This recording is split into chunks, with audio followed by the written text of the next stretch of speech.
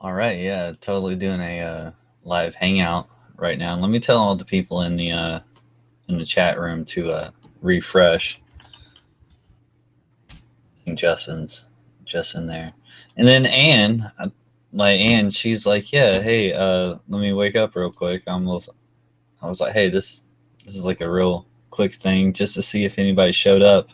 Um, I want to do a 1,000 sub Q&A, and anybody that catches this after I go 1,000, I will do some more questions. But the problem is, a couple of friends of mine were really getting on to me because I did this around the 300 subscriber mark, and yeah, so I've kind of progressed since then.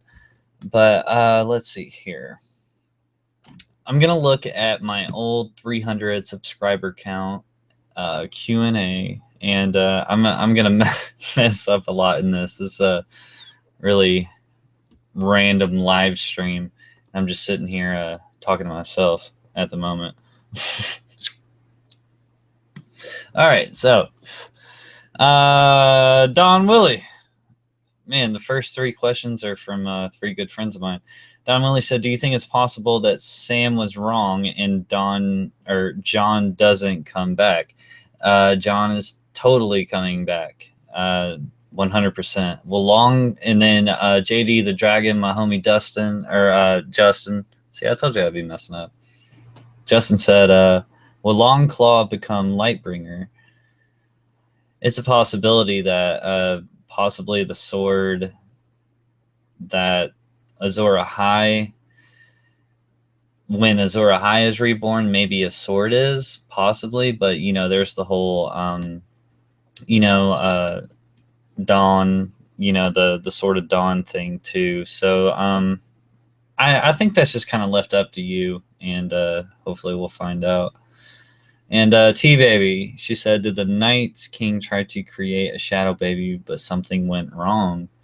No, I think that's I think that story is just kind of an introduction and possible creation to all of the White Walkers.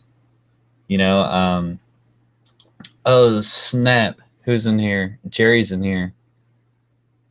The hypeness. Jerry is here.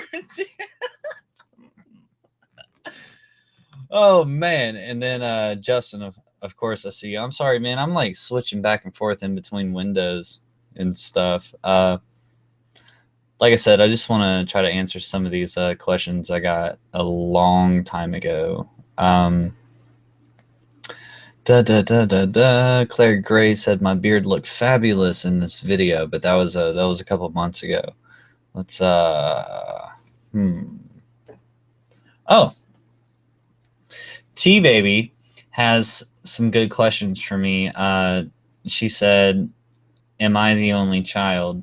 No, I'm not. I am the youngest of 4, and my older sister, or eldest sister, she was a little famous for a little while, but no, other than that, I'm actually the baby. I'm a little baby Kraken. She also said, "What's your favorite South Park episode?"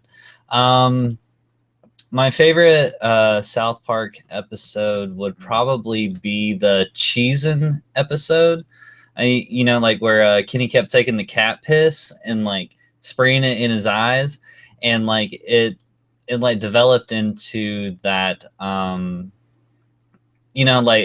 kind of 80s cartoon, to where it was like a heavy metal. It was called Heavy Metal, and it was like an old cartoon movie. It was fucking hilarious, and like Kenny's like riding down in this car like onto Earth, and there's nothing but like boobs everywhere. Like it was just fucking crazy, and like you didn't even get half of it unless you had actually seen the actual South, or the Heavy Metal, like from the 80s.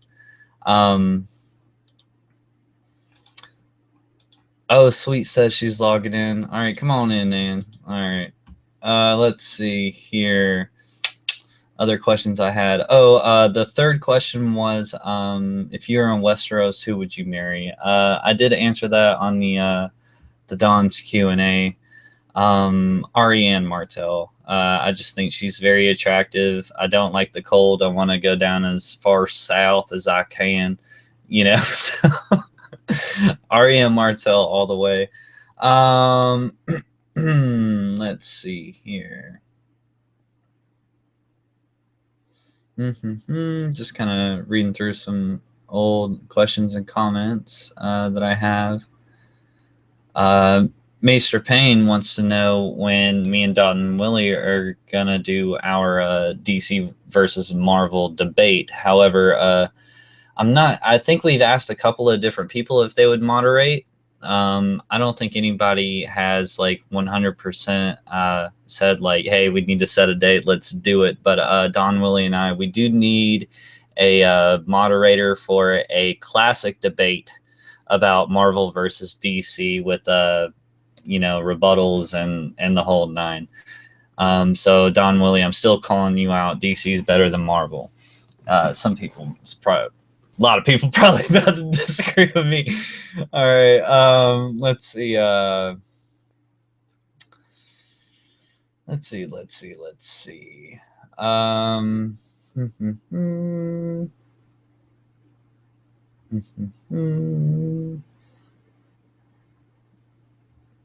right, so Civilization X actually asked me, do I read Joe Abercrombie, First Law, Half King, etc.? The quick answer to that is no. And then he also asked, if so, would you want to think of his ultra dark style in contrast to the George R.R. Martin's moderately dark style? So that's actually pretty damn intriguing, because I thought George was like the top asshole of being dark. So I guess not. I did see a lot of questions from Halcyon here. It says, what favorite poem, and would you recite it? No, I rarely read. Only when I have time to read, I kind of double up on my Game of Thrones, A Song of Ice and Fire. Favorite myth? Why? It would definitely be a Greek myth.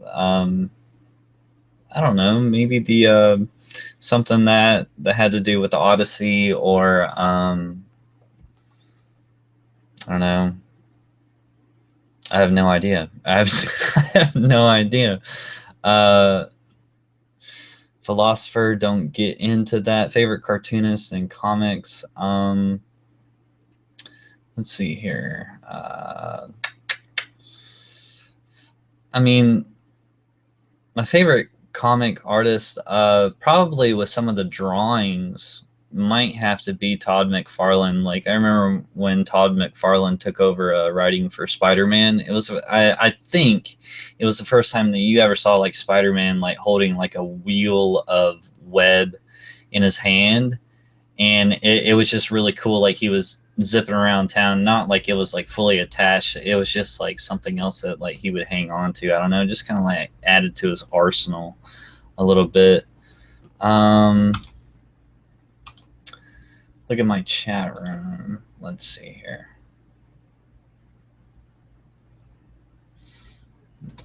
All right, so let me review some of this chat room real quick. All right, Jerry, see you. Like I said, Justin.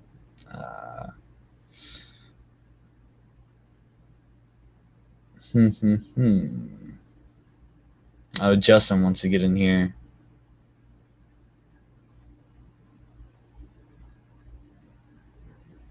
Jerry, you can't fuck with anybody, dude. You can fuck with anyone, man. Jerry, I got a question for you. You want to you want to come on the Don the Crackenwit AMA right now? We can get this hype started. Justin, you want to get in here? Hey, sweet, you can come in here too. Oh, Jerry, you fuckhead. And am I related to Chris Elliott? Yeah, man, me and Woogie are fucking cousins, dude. Can't you tell? Can't you tell, man? All right, let me go back to this. Let y'all respond real quick. Let y'all catch up. Alicia said, "Who's some of my favorite YouTubers?" I think the original Kraken started with Rhett and Link, and them being a mythical beast, and always been a water baby, so Kraken kind of fit. And then started reading the A Song of Ice and Fire, so really liked the Greyjoys. So I was like, oh, they're Krakens. I'm a Kraken. So I guess that's kind of, you know, how it happened. Just some quick questions here. Roose Bolton versus Hair in the Black versus the Rat Cook. I'm going Hair in the Black all the way. Like King Heron of Harrenhal. Hair in the Black all the way. Let me get back to this chat room.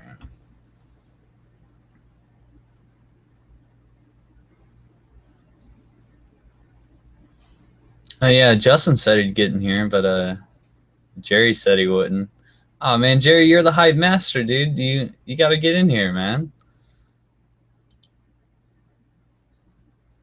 Let's see. Question: do you think that the game theory principles be applied to playing the Game of Thrones? Jerry, elaborate on that a little bit more for me. Just a little bit. Sweet. Do you think that string theory principles are applied to playing the Game of Thrones? What the fuck? Sweet, I don't know what a string theory is. I'm just a little guy from down south. All right, fucking. Let's see here. You guys are overwhelming me with questions that I don't understand. I may need some backup here. Invitation has been posted. I never said I wouldn't. Jerry, do you want an invite? Yes or no?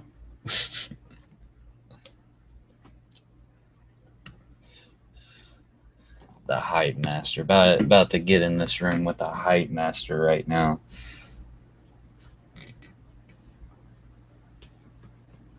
A sweet's coming in too. All right, while we're waiting on everybody, Mance Rayder versus Rhaegar Targaryen. Rhaegar would beat the shit out of Mance Rhaegar or Mance Rayder. Corton Halfhand versus Arthur Dayne with no special sword. Arthur Dayne all the way. It wouldn't matter what kind of sword he had. He was still a badass. Let's skip down. Lady Stoneheart versus Catelyn Stark. I like Lady or Catelyn Stark if she still had children around, but she became irrelevant with playing the Game of Thrones. She became extremely irrelevant, so I'm gonna have to go with Lady Stoneheart. She's got it going on more now. Justin, I sent you an invite. Let's scroll back over here.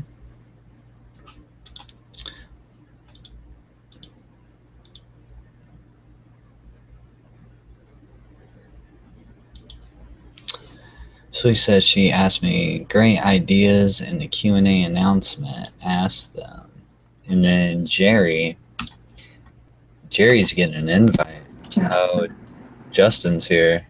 Last in a few weeks was he broke it off. Turn your TV off. Yeah, hold on. There you go.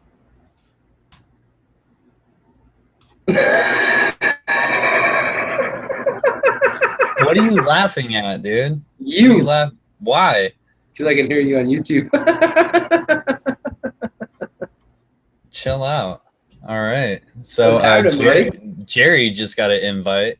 Jerry's gonna be on here. Well, I just sent him an invite. I don't know if his hype is going to live up to his expectations or not, but I'm looking for to find out. Yeah, I'm looking for the Q&A announcement that Ann sent me. I have the old Q&A up and from like a long time ago, and I'm looking for your comments right now. Oh, dude, I was just screwing you. Wait, Ann, which AMA are you talking about? Huh? I'm talking to Ann. I wasn't talking to you. Oh, well, fuck off. Cheers, buddy. Look, yeah, Sweet says she's excited to see Jerry on screen. I think we all are. I'm ready to I see think them. we all are, dude. We Yeah, need man, the I'm ready to see hype them master on this gains, shit. dude. I'm ready to see them gains. We gotta have the hype master on this. If we're gonna do this, let's do it right. You know what? Yeah, you can't have a Q&A without the hype master. Right? He said you shouldn't be about excited to see Quentin Martell. Really, Jerry? Are you fucking kidding me? Quentin is toast, dude. He got burnt the fuck up. He's done. I'm sorry to say this to you, Jerry, but Quentin's dead. You gonna join us, Dude, Jerry, or what? Some of the whole hype around Quentin is like there's like some discrepancies within the dialogues of like the guys that he's with, like they're actually supposed to be like in the Martells and the Ironwoods or whoever Yeah, the they're hell not they actually quite friends. are. Yeah, but these boys, these young men, actually became friends. Yes. Well, Quentin got yeah. Quentin got put in that situation because of his father, so Right. he had the chance to actually grow up with these guys and get to know them. So yeah, I get that, but I don't know if I trust them that much because even in the the books or even listening to the audio books, they're still skeptical. They really are. They're not completely true with everything they say. Jerry asked you, where did you sit to? Jerry, I just I sent you a invite person up there at the top. I hit Jerry, are you logged into Hangouts, Google Hangouts? You got to be logged in to that. It's the same as your Google Plus. Quentin is cooler for being dead. Sweet, I love you. Dude, no.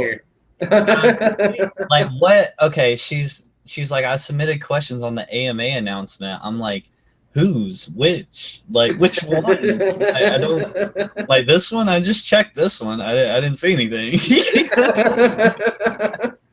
Look on the old one. I think I answered it already. I don't know. Which one, Sweet? So I want to ask a question real quick. All right, to me? People, yeah, people are going to see this tomorrow, and I want to pull this out to the fans. As far as we're concerned, we've been for a while the Knights Council. Jerry Rodriguez just joined this video. There he is, the hype master. The hype master. Yeah. What's up, Jerry? How you doing, buddy? What's up, man? What's up? This is. Hello. Hello. How are you? Can you hear us? Can you hear me, Jerry? Yeah, I can hear you. Can you hear me? Yes, we can. Jerry, did you talk to D earlier? Talk to who? D's nuts. I voted for these nuts. He's kind of an ass. Did you? Dude, yeah, 16%. 16%, dude. So, Jerry, I got to ask you a question, too, and I want to put this out to the fans, because as far as we're concerned, when it comes to Kraken, Don Willie, LT, me, Tinker, and Sweet, it's a Knights Council. Me and Kraken were talking earlier, and he wants to change it to the Hype's Watch. Yeah, you should do that. You think so? No, I mean, like the different rereads and like stuff that we do, and just like everybody kind of collaborating together and stuff, and just straight up call it the Hype's Watch. And it's like as we move different people around, to participate in different rereads, it's the Hype's Watch. We're just keeping an eye on everything. Hey Jerry, I don't know if you can see the chat room, but Sweet's like, hey, hey Jerry. Yeah, Sweet, are you going to join us or what? That's a good question. Yeah, it's just like, hey, just have a video, have a bunch of people show up in the chat room, And then we're just going to invite him on. just invite them all into the video. Well, it's only 4 in the chat room, so we might as well do it. Yeah, there's only four. He hit me up. I hit him up. I was like, dude, I'm watching The Killing. He goes, I'm about to go live. I'm like, what are you doing live? He goes, Q&A. I'm like, at this hour? He goes, why not? Screw it, let's do it. I was like, all right. I don't know, man. Jerry just came out of left field. Yeah, he did. He's Yeah. like, I was about to go to bed. I was Dude. about to go to bed. Have you ever explained this whole Targaryen steamboat thing? Yeah, No, I'm curious. Oh, it's just kind of a clip, like, it's taken from Ricky the Dragon Steamboat, like, from wrestling. Yeah, I know who you're talking about. I knew where the Steamboat came So- up. How did it come into Steamboat the Targaryen? I just wanted to combine two things that I liked. Actually, the first name I thought of that I was going to do was the model, Quint Martell. But I was like, no, not really. So I just decided on. Kraken. Sweet says she wasn't invited. That's a lie, and she knows it. She's just talking. But she said we should do the name change and get rid of the council so we get stopped being called the small council. Yeah, we do get accidentally called the small council, and that is a little bit like copyrighted by James and them. Yeah, and that's not good, and we don't want to step on their feet. We do our own thing, they do theirs, and I watch the small council when they're on, and man, they do a hell of a job. Yes, Sweet, you're kind of alone now in the chat room. Sorry, you need to join us. I just sent her an invite. Refresh. I didn't see mine at first, so I took it a while to Yeah. Yeah, Gotta mine get didn't. I hit the little bell up in the corner. I'm like, hey, there it is. Come on. Dude, guys, let's see, we got a couple questions here. Cold Hands versus the bastard Stark son of Bel the Bard versus the Night's King. Who wins in a fight? Wait, so say the contestants again? Alright, Cold Hands Cold Hands. versus the Stark bastard son of Bel the Bard, where he stole the baby, Okay. versus the Night's King in a fucking death battle! Well, what do we know about that bastard son? There's not much. There's not much. I mean, but like we don't even know like the fighting styles of most of these guys except for Cold Hands. He's got like a two-handed greatsword. Don't like that. That's it. I would assume that Cold Hands would be like the. Do it, Sweet. Sorry. Say Sweet what, said- Justin? Sweet said, can I join with no camera, 6 a.m. and all? Yes, Sweet, you Yes. can join us. You don't have to have you can just throw your picture up there. We just want Do We I just want you watching need to resend the invite to. just in case you missed either or? Jerry disappeared. Oh yeah. Oh. That's not good. Sorry, Jerry. I hope you come back.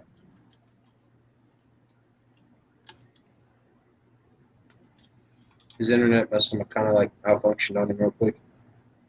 We had that issue earlier with LTE. In the fight you're talking about was 3. Nah, like, Jerry was like, "There's no hype in this room," so good. he's gone. Yeah. Oh, she goes, nope, just a horrible connection and trying to figure it out. Okay, sweet. So when you get it figured out, we're here. And we'd love for you to join us. Oh, there he is. All right, I'm back. Yeah, Yeah. you came in under a different name the first time. Yeah. Yeah. Came in under my real name, so. Yeah. Yeah, I decided to back out of my alias and come in as my real name. Anyway, under that fight, like you take those 3 characters and we really don't know a lot about any of those 3 characters. But the one thing we do know is the Night's King was pretty powerful. Cold Hands is a badass, and we know that from what he's done when he protected Sam and he helped Brandon. But I'm gonna have to give it to the Night's King. Well, the first thing about Cold Hands is that is he actually, someone, or is he just being controlled by Bloodraven? That's a big question you have to answer. See, Look that's into that question. That's Dude, where me and Kraken agree. We don't. that's want what any I said control. last night. That is, and I know it's hard to get into, but we said it for half a second in that, god awful. We topped our own record 5-hour video. And I said it in a second. I was like, how disappointing is it if all Cold Hands is just a randomly selected, warged into Dead Night's Watchmen that Bloodraven is into. I was like, honestly, I could see him doing it, but that's lame as fuck. You know what I'm saying? He's to make the story better, he's gotta be his own kind of thought. I choose to be on the good side. You know what I'm saying? Well, Jerry Kraken, you put it this way, and I agree with Kraken here. You got this character that came out of nowhere, and he helps Sam, and then he's helping Bran get to Bloodraven. Yeah, I can understand where a lot of people come from, where he's being controlled by Bloodraven, but George R. R. Martin is a really good writer. I mean, he's a really good writer, and he's done an excellent job on these books, and he did a really excellent job on the rest of the books that he's wrote. Why would you take a character that's got a little bit more that you could put into him and just, he's controlled by somebody? That's kind of a shitty writing deal. I mean, that literally kills the hype of Cold Hands. It kills it. No, I it's think true. It kills the hype of Cold Hands, but it also kind of builds a little bit of hype for Bloodraven. I mean, Bloodraven is an extremely powerful person, and I don't take anything away from Bloodraven. I think Cold Hands needs to have a little bit more to him than what people are expecting. I mean, And I hear that it kills it for Cold Hands, builds it for Bloodraven, but it's like we've seen Bloodraven guide him this entire time. Like, why put one more thing on top of it? You know what I'm saying? Like, they're constantly searching for Bloodraven, I guess, with the help of the Reeds, but just in a side thing for Cold Hands, it can go either or. I am literally 50-50 on it because both of them are very logical, but just as a badass cool standpoint, it would be a lot better if he had his own mind. yeah, I agree. I think it depends on how the story goes. I mean, if Bloodraven turns out to be a big villain in this story, then building him up could be pretty cool too. Yeah, Building him up even to a new level than he already is. That would be pretty cool. Yeah, for epic Bloodraven bad guy. It's like, Cold Hands was for nothing. And do you guys watched? Have you guys watched Preston's videos lately about with the hive-minded people? I think there's. I missed his last two. I think I saw his first one, and he starts to incorporate the different books that he's written about hive minds. Yeah, and so I proposed that to the guy that at my work. He was the one that actually encouraged me to read the series in the first place, and then I found YouTube and he didn't. And so now I'm saying shit to him, and I proposed the whole hive mind actually quite a long time ago, just kind of reminded me of the whites and everything, and kind of like the Zerg from StarCraft. Yeah. It was a collective consciousness of they didn't necessarily have serial numbers 4, 5, 2, 6, 2, 7. You go and do this. It's just they all had the same agenda. So that just kind of resonated to me, and then I thought about that before I even found out that George had written all these books, and I was like, oh my god, it totally makes fucking sense, and now I'm 100% buying into the hive mind, of them. Do we know that the Children in the Forest all like have hive minds? I mean, I know the I don't memories of everyone think- goes into the trees, so we know that the trees are interconnected, like kind of like a tree matrix. But Yeah, I'm but not- if you stick with that situation, actually, Sweet actually finally joined us. Hi, Sweet. Yay. But Sweet. if you actually go with that hive mind theory that Preston has going on, Bran could end up using the children of the forest, or the children of the forest could end up using Bran to control all of Westeros completely. Like they could make them mindless zombies.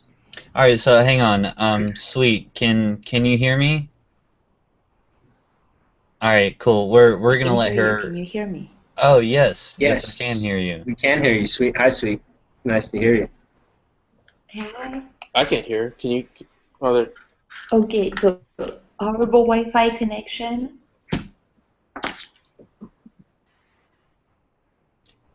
You're fine. You just want to hang out for a little bit? Yeah. Yeah. Oh, I talked over Jerry. Oh no, you're fine. Jerry lost his hype like 15 hours ago. Hype Productions was being an ass. Oh my God, yeah. Talk about Yeah, it I saw big. that.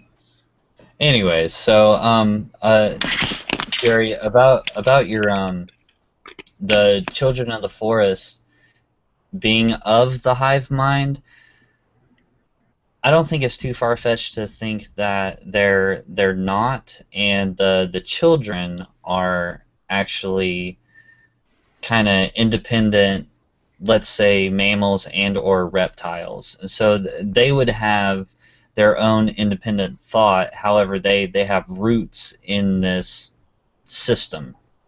You know, like they're more let's say like Native Americans from like North America. You know how they were very spiritual and like ones with the land and everything. I think that they got it, they understood it. There was a lot of different powers that they may have had, but I don't think that they were necessarily a part of the consciousness. They were more along the lines of followers and, you know, soothsayers. They were the priests of the white trees at the time. Maybe. Well, it's been said, you know, that when the children die, the person that dies, they can actually tap into the trees and get other people's memories and everything. Like their memories, and the everything memories else fall goes into the the trees. You know that. Yeah, so that's a pretty collective hive mind situation. And if Mhm. Bran if they use Bran the way that, It's at least a large database of memories. yeah, and if they can use Bran that way, dude, they can control Westeros, and the only people that can save them, and this is going to sound really, really weird, the only person that can really save them is the Night's King, because he's not going to be able to be controlled by that situation. One thing I've been wondering is like, is it the children that are like controlling all that, or is it maybe the trees might be alive themselves, having their own collective conscious or their own? No, like I think that there was a greater power there, possibly about a greater consciousness. Yes. And so with the Green Seers and the Children of the Forest, I just think that they were little, like just little parts of it. Like they don't control it. They just experience part of, you know, what's going on. T-Baby, you can't sleep. You want to come in? You want to come in the chat room? Oh, yes, TV. Yeah, Sweet YFT is here, and Jerry, the Hype Archmaester of Hype, Steamboat Targaryen is here. Targaryen Steamboat is here. Or the And, dragon steamboat, whatever you want to call it. Yeah, whatever. Man is here. TB, Oh, Jerry, I'll send you an it's- invite. I'm starting to get as many nicknames as Danny. Oh, like ordering the Starbucks cup, like with all the, you know, different orders. That's hilarious. Hey, Jerry, it's really good to see your face. Really? Yeah. Yeah, Nice to hear. yeah, really, and hear that's, your voice. And I'm a little hesitant to talk because of my Wi-Fi. I feel like I'm lagging, and if I start talking, it's gonna be over you guys. No, No, we want to hear what you have to say. You always No. got good opinions. two different people just said that both of them like to see your face, and both of them also like to hear your voice. That's a compliment, sir. Yeah, thanks. Hell yeah. So yeah, I have mine and Children of the Forest, just to barge in back in that. Um, yeah, I tend to agree with JD on that one. I think it's very similar to the Shriek and the Grishka in the Song for Leah. You know, it's not that they don't have individual consciousness. I think they even have more. Although I would think that they're group oriented more than individually oriented in the way they think and in their culture. They still have each their own personality, but I think they can tap into the collective consciousness, and then once they die, they go into it. Right.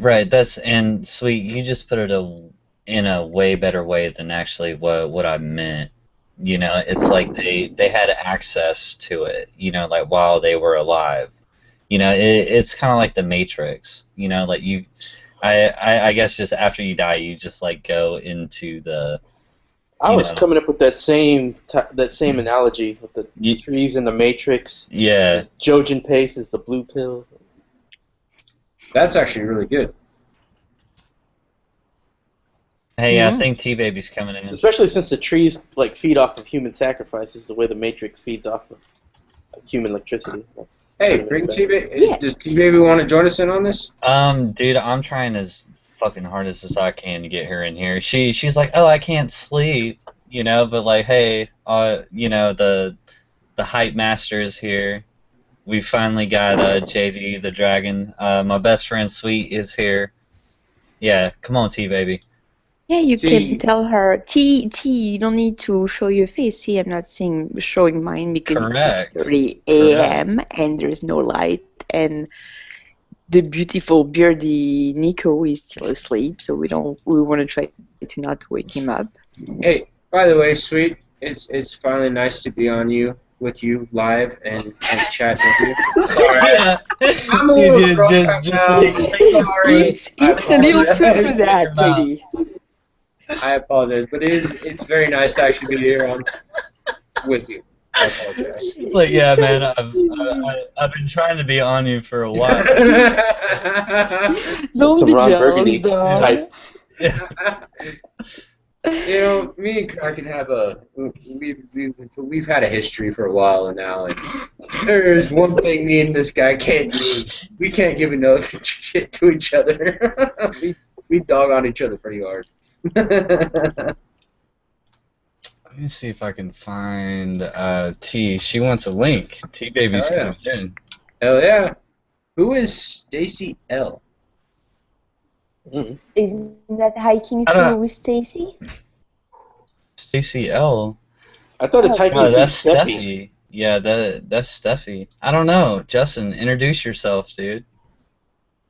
I did. I said hi, Stacy. I've never seen her in a chat room or anything before, so That's kind of a lame introduction, don't you think? you know Alright. what? Hey, what's going on? How you Kraken. doing? There you go, buddy.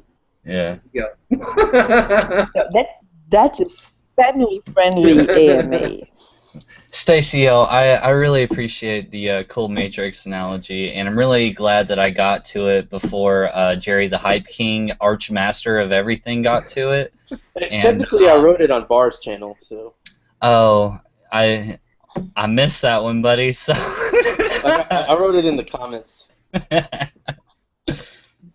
You know, Jerry, we were actually sitting there earlier watching you with Hyde Productions, man. And Oh yeah, he was challenging me. I think he put you on a test, dude.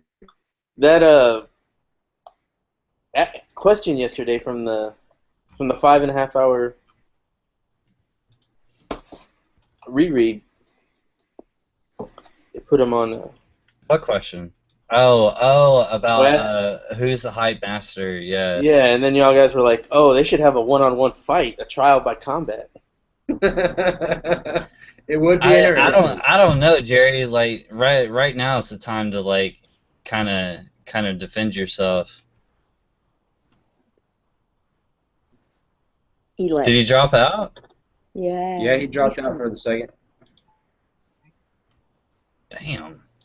Stacy, it's nice to have you as a fan and following us. We appreciate it. T, when you Yes, dropping in hey on us? Steffi, I'm sorry I cannot. Sorry, I Thanks. cannot have both the video with the chat room. No problem. And I'm lagging, JD. Lagging a Oh, lot. That's why I okay. don't want to. I know Okay. I'm going to talk. So, Sweet wants the link over here. I'm sorry. Uh, Or Jerry's T so baby. scared he dropped out. Really, High Production is already talking shit. What? No. Jerry, you gotta come back, dude. Oh my God, Jerry's totally got to come back. I'm sorry, sweet. I didn't catch part of that crack and interrupted. What were you talking? No, no problem. I was not really saying anything very deep. I was saying, A, I'm lagging a lot because I have bad Wi-Fi and I mean where I'm located and I cannot move anywhere else right now. So I don't really want to talk because I know that there's a little delay. So I probably will cut people off. And No, secondly, actually, I also and cannot have the chat room open. So I don't think that there's a delay because you're actually very spot on, and your microphone, I can tell that it's picking up very well. So I actually don't think you're delaying at all, and I don't hear any feedback when you talk. No, and I'll agree with Kraken on that one. I don't. So I like, heard Sweet, tell me a knock knock joke. perfectly. Just me and you. okay, I know one from. Just be careful because I know one. The only one I know is from Okay. 1990s. Okay. Well, okay. Knock knock. Who's there? OJ, OJ who? you can be on the jury. Talking about OJ now? All right, so you're not lagging. Not at all. Do you I'm see at how I trouble. did that? Do you see how I did that? Yeah, Drop it. but Okay. Okay. Oh, I see. Hype Productions is trying to start something in the chat. Dude, High Production is kind of an ass, dude. Dude, you guys are more on the chat than I am right now. I'm trying to like juggle all of you people like right now. Hype more than- Productions is like Renly. He's just trying really hard to crown himself king when he really Yeah. Yeah, Nice, Jerry. T-Baby says she can't. It just keeps ringing. Let me send her another link. Hey, you guys can talk while I know, do that. I yeah, definitely. Well, Yeah, what so were y'all yes, talking about? I just a little shameless plug might not interest a lot of the Song of Ice and Fire fans, but and most of you watching us are probably subscribed to Bar's channel, and just we did a book club today. That was our first book club. It was about the book Armada, which is Ernest Cline's second book. And yeah, pretty much if you want there to be a book club part 2, ask for it. I was actually going to join that this morning, but I had other commitments that kind of got bumped up. Yeah, I'm going to apologize now, sweet. I've tried to catch the last 2 that you and Bar have done, and I've just had things come up. I apologize. I really do want to catch you guys doing that one of these days, really quick. Yeah, This is the first one. No problem. It was a little bit of a crash test. We had a great person joining us who had like an interesting point of view on the books, and who was like great on camera for her first time, I guess, live YouTuber. So thank you so much. And yeah, we were trying to make it a little bit like this, today. Something where people can just come in and join the discussion, and we would really like to do that. But there needs to be enough people who like say, yeah, I'll make it. I want to do that. Sweet, I actually sent you my thoughts on Armada when I found out that I couldn't make it. Mm-mm. It was only like 10 minutes before, but it was just a quick. No, don't worry. I'm just trying to sell it for the next time. I had a great time filming with Bar, and I love talking about books, although I bore everyone with like books nobody reads.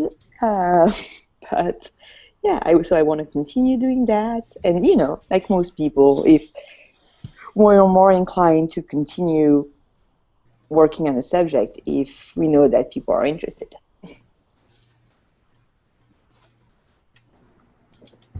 So yeah, what else? What else is going on, guys?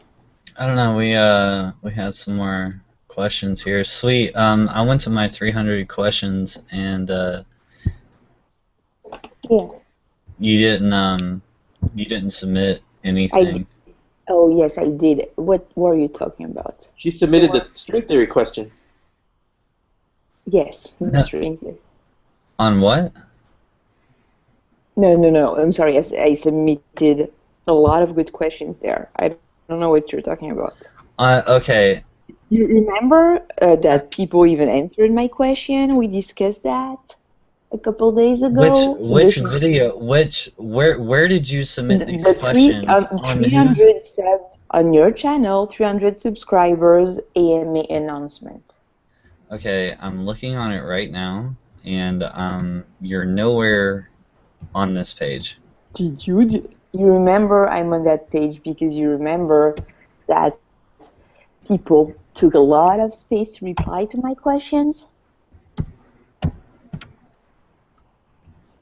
I Did see. you delete my comment? Yeah, and I just went and Okay. deleted all your comments. Yeah. That's how it goes. Oh, Dang, that's some hate I, there. I'm not. It was funny. I had my first haters comment today.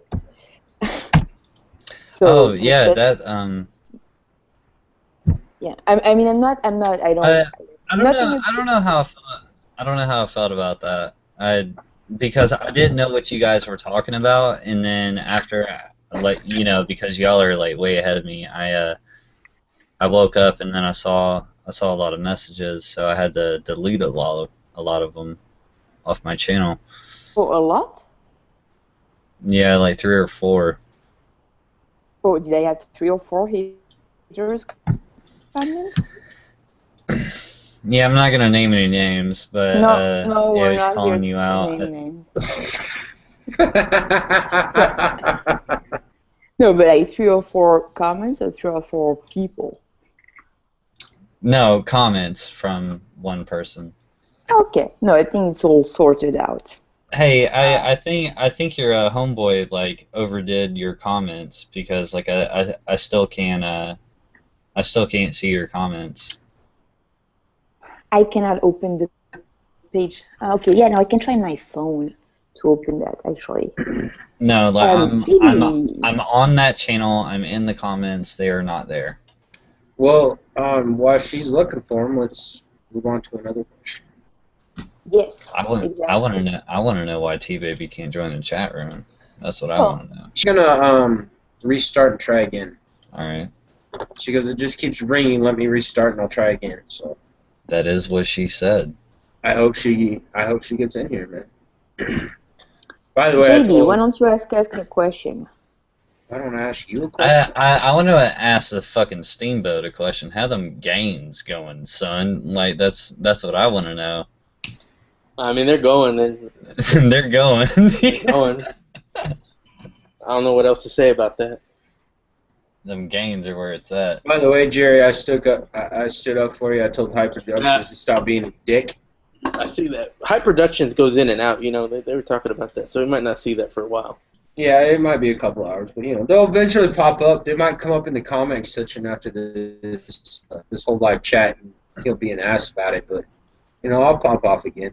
You know what? So since I'm executive producer, fucking CEO, fucking like, Asshole of the situation. yeah, like just like constant and everything, and I really, Don Willie, if you watch this, I really, really, really wanted you to be here for it because I caused the stink in your little Fear of the Walking Dead, but I am Hype Productions.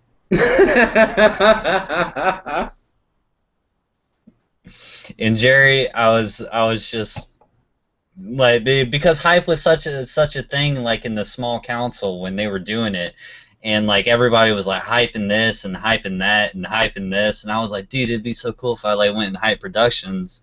So like, I just wanted to like, and then like Jerry kept hyping everything. So I was like, dude, Jerry can keep up. You know what I'm saying? Like, it's all about the hype. I even made a fucking name for it, you know? And Jerry, I was just messing with you, buddy, man. You know, like, that was just me. And everybody knew it except for just about you and Don Willie. And I've been even hiding it from him this whole time. Oh! Oh! I hope that's his internet crashing.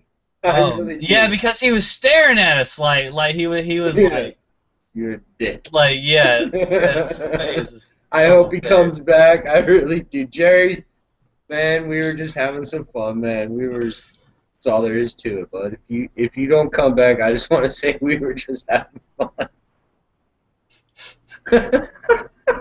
Hey, Kraken Sir, did you wish LT's birthday? Yeah, I know it's only in the Yeah, we in did a that couple earlier. hours. we were talking to him when he drank half of a whole bottle of tequila Jesus. earlier this evening. Yeah. That he was drinking very furiously. By the way, cheers, LT. Happy birthday, buddy. Yeah, LT, 100%. Let me grab my beer. Cheers, mate. Cheers. I'm sorry, LT, I'm cheering you with my tea. Man, I hope Jerry's not mad. Man, I hope Jerry's not mad either, dude. I really don't. I like talking to that guy. He's fun in the chat rooms. Like, me and him go off. It's a lot of fun. Dude, but like, it's just the thing is, it's like there's so much hype. Yeah, You know- I get you what know you're I'm saying? Like, dude. there is so much hype that like we should like hype together. I agree. It would be so much fun. I just told Jerry, come back. He didn't look too happy when he dropped that, dude. No, he didn't. I don't think so, guys. I think it's really just the connection. I hope Yeah. so. I really do. That's what I hope on. Anyway, Really. No, I think Jerry's really cool, and I don't think Hype Production was, ever unrespectful to Jerry. No. I think it was just challenging the hype. oh, he's There back. he is. Sweet. There he is. Welcome I'm in back. all kinds of trouble tonight. Well, I never used this before, but yeah. So, Hype Archmaester, did you hear the confession? No, what's the confession? Oh! All right, confess. Jerry, all right, fucking, but before you fall out again, I am Hype Productions. Oh, man. It's like Varys over here just has Yeah, multiple Yeah. coming at you in multiple and angles. what I wanted to say is I think that you and Don Willie, and I've already apologized to him, I think y'all two were the only two. Hey, T-Baby's here. Oh, and T-Baby T-Baby. coming in. Awesome, but like Jerry, you and Don Willie were like the only two that didn't know about the Hype Productions, dude. And like it's just like I did it after like one of the small council meetings because like we were just hyping every fucking thing. T. Hey everybody! Hey, T. How you doing, T? I'm chilling. Awesome. I was finished watching Fear the Walking Dead, and then I just happened to look on YouTube and I saw that you guys were doing another live streaming. So I was like, what the hell? Why not? I can't go to sleep. Well, thanks for joining us. Well, hey, everybody that's in the chat room right now, T-Baby, is actually in this video call. Yeah. So how about that? That is epic. No, So I you think just- I think there was Right, and- Stacy's the only yeah, one. Stacy L. And no, I saw Eric. I saw Eric Elgrinch in there earlier. But other than that, everybody else is actually in this phone call. Yeah. And yeah, this is fun. Yeah. And there's T Baby. There's been a lot of confessions tonight. The the big confession is there's this guy been running around to a lot of people's videos all across YouTube, and his name is Hype Productions. Running his mouth like. Yeah, and he's talking jive. I mean, left and He's right. kind of an ass. Yeah, he's actually a pretty epic asshole. But he's like short and sweet. When he has something to say, it's everything. He's got a red beard. Yeah, and a bald head. Related to Chris Elliott. Yeah, and he has extremely gorgeous blue eyes. And when he drinks, he turns very red. You know. Right there. Oh, Eric's back. Yeah. Hi, Eric. Is Eric coming in? Eric coming in? He said accept me. Accept me. Eric, you are getting an invite. This is gonna be an interesting discussion. Well, no, I've never talked to Eric, but Eric is actually a longtime fan of mine. I don't know about the rest of you guys, but I remember very early Eric was there commenting on my videos. So Eric, I've been there since coming in. 175. I think was when I got into being a fan of yours, and we actually so. Aww. Actually, Anyway. give me 2 seconds. Let me figure this out. Eric, I want to make sure that you're signed into Google Hangouts as a separate thing than Google Plus, and also, YouTube. Just look at Google Hangouts and make sure that I'm able to send you an invite. Everybody, y'all carry on. I'm gonna work on with getting Eric in on here, and y'all do some stuff, okay? All right. So give I me got 2 seconds. I got a question for everybody. And we're going to shoot down the line and everybody give their explanation, and we'll go one at a time. So I'm going to start with T-Baby, and then we'll go Sweet, and then we're going to go Jerry. How do y'all want this book to end, the story? How do we want it to end, or how do we think it's going to end? How do you want it to end? Well, I want the Starks to get back together, because that's like my favorite house. I want all the Lannisters dead. To be honest, I want the story, I think the way I really want it to end is for everyone that went through something, for it to have all been worth something. I'm not sure if it's exactly going to end that way, but I would love for it to be happily ever after. That's just because that's just me, but I doubt that's really going to happen, to be honest. Okay. Sweet?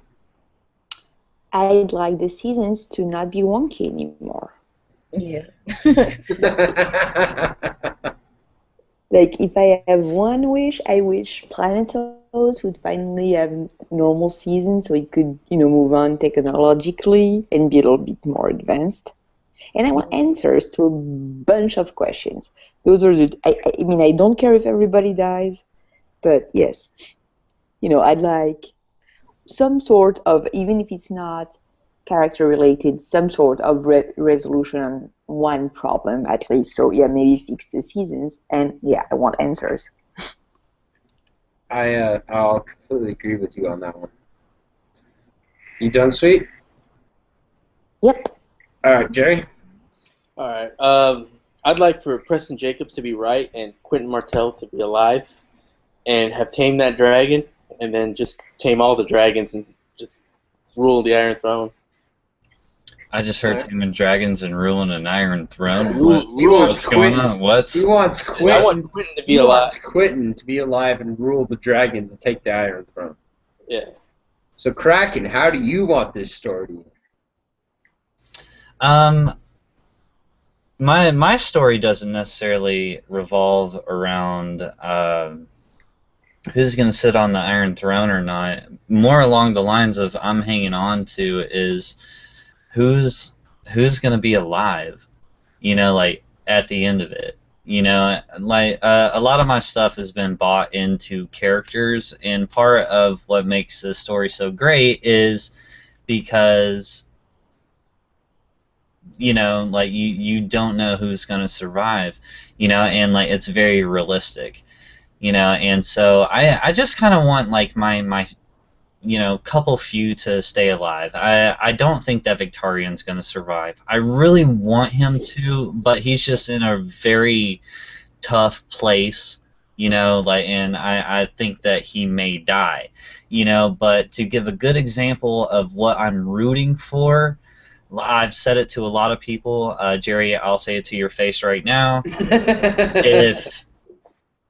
If fucking Arya dies, like, I am done with this shit. You know what I'm saying? Like, because like I've been through too much. It's like, okay, like it's like for this, it's not a story anymore. You know what I'm saying? Like, if you don't have at least something to hang on to, you know what I'm saying? Like throughout the story, like that one thing, that just really means a lot.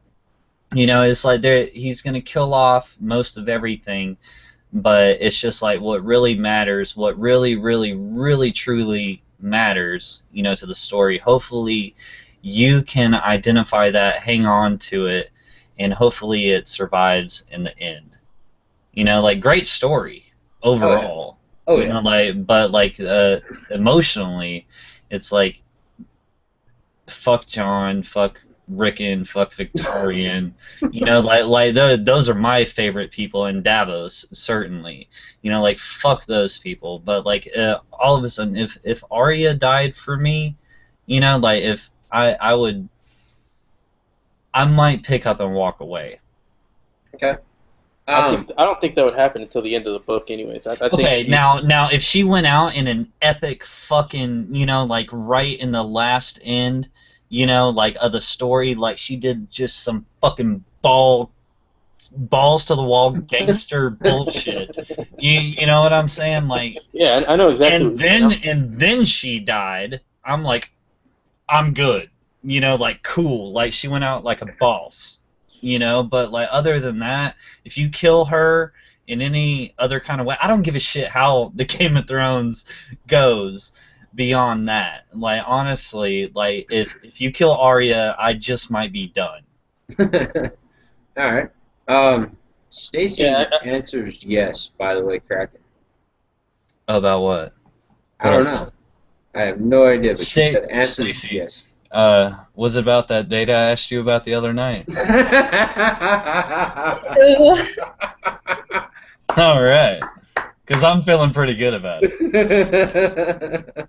And then Eric said that he can't, man. Hey, figure it out. Go to the Hangouts and like sign in with your Google stuff, and then we can plan something else sometime. Stacy, if you want to join us, get a hold of the bald-headed guy over here and talk to him. Hype Productions.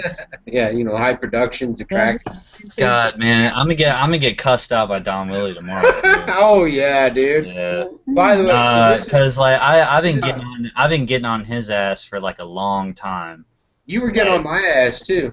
For like 2 months ago. Yeah. About what? Hype Productions. Hype Productions, just like going and commenting on people's stuff, and just like. Being a troll? Huh?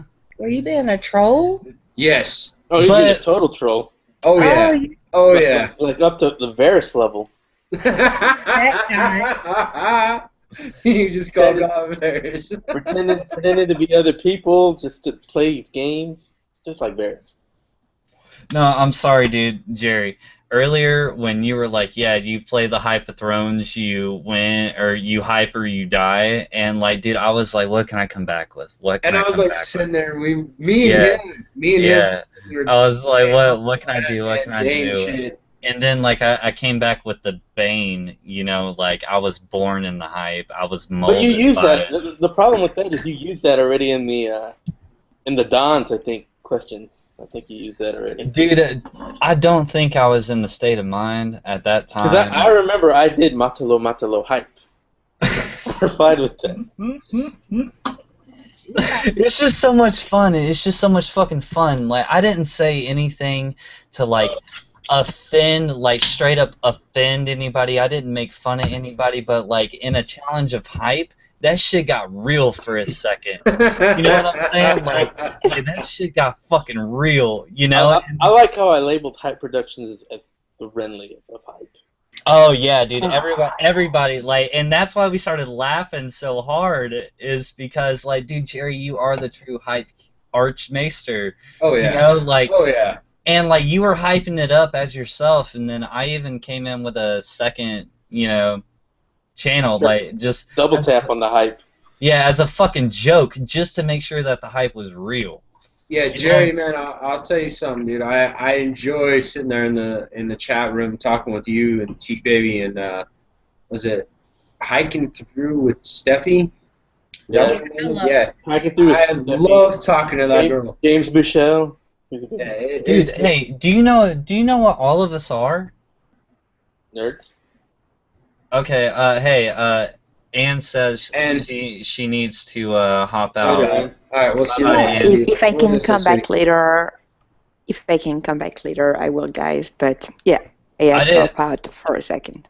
All right, go for it. I didn't tell you Bye. you needed to wake up in the first place anyway. It's like this whole thing has been crazy. Love you, Anne. Love you. Bye. Sweet. Nice talking to you. Have a good night. Or morning, actually. Yeah. Yeah, it's like 7 o'clock in France right now. Jerry, where are you, dude? I'm currently living in Houston, Texas. All right.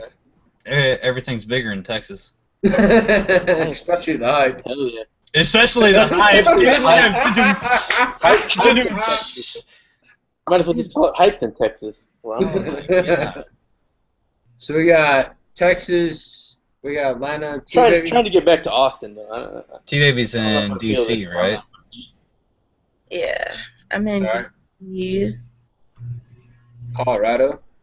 All right. No, Washington D.C. Yeah. Yeah, And that's. I'm in Colorado, so Oh, you're in Colorado? yeah. Oh, okay. I started thinking about something completely off topic when I heard Colorado. Yeah, she's that green Hopefully stuff in we your legalized. you're in a place called Aspen. And her eyes just got really wide, really quick. I hope you get to reside in a place called Aspen. I don't like Aspen because there's a lot of idiots in Aspen. It's kind of like Steamboat. It's the same situation. I don't think about Colorado. I always think about South Park. I think about Dumb and Dumber when they're like, "Let's go to Aspen." He said where everybody's in bikinis and like Aspen, in the Colorado. sun, yeah, Really? and 30 like degrees. basking in the weather, and he goes Aspen, you know. Stacy That's said great. she's from Texas too. Oh, okay. All right, sweet. It's a great place to be. Mm-hmm. Yeah, I enjoy my mountains. I love my mountains. I actually went It- fishing today, dude. It was beautiful. Big fan of it. Anyway, Kraken, you got another. Oh wait, I gotta put my 2 cents on how I want to see this story in. Mm-hmm. So we got everybody else's. So how I want to see this story in. I was totally joking about the Quentin part, by the way. I mean, that would be cool, but I just want something epic and something that shocked me and makes sense. Yeah, I and wanna- I agree The with you. biggest thing is I don't want to see any like plot holes or any plot convenience or anything like that. I just want to go wherever this makes sense. The You know story what? fits together. And before anybody says that, I think that George, part of his reason of outputting so much is the day and time that he outputted his books and the functionality of the internet. And I think that this is the I'm gonna agree with James Johnson. This is the equivalent of the modern day Lord of the Rings, And back when everybody was reading Lord of the Rings way back when, guess what? They couldn't hop on fucking Hangouts and discuss, and get on Reddit and devour each other's fucking theories, and like. Are Sam and Frodo really gay? Yeah, you know what I'm saying? Like fucking, like the Return of the King hasn't even come out, and like Sam and Frodo are getting married. You know what I'm saying? Yeah. Like they're totally gay. Like this whole time. Like you would have seen things like that. Like you would have seen like maybe one of them has the blood of Tom Bombadil or something like that. Yeah, or Yeah, like yeah, I know exactly what you mean. Yeah, the reason Frodo survived is Hi-ho the because Carrier. yeah, he's an ancestor of one of those like great spiders. Hmm. You know what I'm saying? That's the whole reason he survived the stabbing. You Everyone know, would be like debating who has what was it called that Aragon was part of the line, like Dur something. Durian. Durian. Yeah. Yeah. All right. Somebody else just jumped in the chat room. Uh-oh. I have no idea what you guys are talking about. Armament. We were talking about if Lord of the Rings. if Lord of the Rings was released like right now, We or would- like it would be back this- back in the 70s, if everybody had the internet, you know, like and all that stuff, they would be hashing out theories. They didn't have that back then, and so I think that George put a couple mysteries in his books. Now we're all able to hang out and devour his shit and actually know more than he does Who to a will sit certain on the- extent. throne Yeah, of so this Gondor. motherfucker's Yeah. sitting here going, damn. You know what I'm saying? Like, I got to step up my game now. You know what I'm saying? So, like, everything that may happen, he's like, well, none of these motherfuckers saw it coming. So can I You know, finish like- my goddamn situation here, or are we just gonna keep bullshitting? I'm just curious. I thought you were on the phone. I was texting real quick, yeah, but that doesn't mean I can't talk at the same time.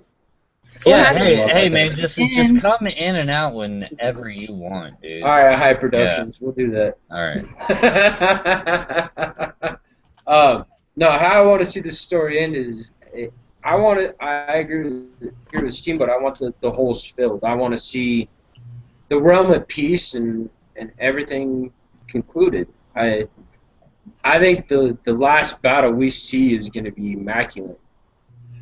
I don't even think the realm at peace as much as a big deal to me as much as it makes sense. It continue like I think George is a very organic writer. His stories come out very organically. As long as that continues and he doesn't just throw any like Deus Ex Machina or any plot convenience. So you don't want him to get bored and end it like Sopranos, where he's like talking and that's done. Only if it makes sense. It's all about how the story unfolds and what makes sense. So who do you guys think is going to die in the next book? In the next book, In the Stannis, next unfortunately. book, in wins, yeah, yeah. we know Stannis is gonna die. We know Shireen's Probably gonna die. Barristan. Well, I Anyone called, who died in the show is probably going to die in this next book. Yeah, I called Sir Barristan out before the show even started in my part 2. Yeah, it's been 6 months since I've done Greyjoy videos, but I was like, the Battle of Meereen, Sir Barristan's speech, him meeting the Ironborn, you know, like the Ironborn smashing the Yunkai and everything. I even made a little, like, clip of George like sipping a Starbucks drink, you know, just like hanging out. I was like, yeah, dude, he's totally gonna kill Sir Barristan.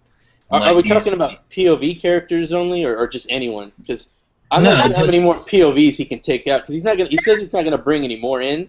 If he Yeah. starts killing more, I mean, we're just gonna have left. We're not gonna have enough people to see all of how it all unfolds. Like from enough. No, I don't think we should, not just POV, but I don't want to say main characters, but the character that majority of us know or have a big position to play in the Game of Thrones. So, Loras, I think Loras probably dies. Oh, he's faking it, man. Yeah, he's faking I it. agree. But that play I is think not he's gonna gonna work. end up fighting the mountain. He thinks he's gonna be like Hype Productions and everybody, it's gonna backfire him on the end. That's what's gonna happen. Nah, it didn't backfire, man. I got out while I was ahead, sir. Well, hey, that's because you're you. Loras is a little bit more impulsive and Flamboyant. reckless. And flamboyant, yeah, but I was thinking more of impulsive and reckless, but yeah, flamboyant too. Wearing roses all over in his armor, all that nonsense. Well, I mean, like he's a Knight of Flowers, man. Like, and that's what I said about Loras could be the person who actually fights Sir Robert the Strong, is because we have that previous encounter of him at the tourney, you know, where he actually faces the mountain. Mountain got all pissed off. I wouldn't You be know, surprised to see if he already did fight him and he's already lost by the time, like by the points of the Mercy chapter. I wouldn't be surprised if that was the case. See, that was one thing where me and Tony just like disagreed, which Tony's probably right, you know, but I was like, man, I just don't think the effects of King's Landing has like come over to the Mercy chapter yet. You know, it just seemed like to me Arya was a little bit ahead of the game from where we last left her. That was just my individual, you know, just like. But what's to say you both could be right and you both could be wrong? That's the best thing about I this. mean, like we probably are, you know, like Yeah. like probably that chapter is just such in a random place that it makes sense once you read it. But like to us, we're like trying to find where in the fucking timeline it is. I wouldn't be Yeah. surprised if George never even had that plan of releasing that until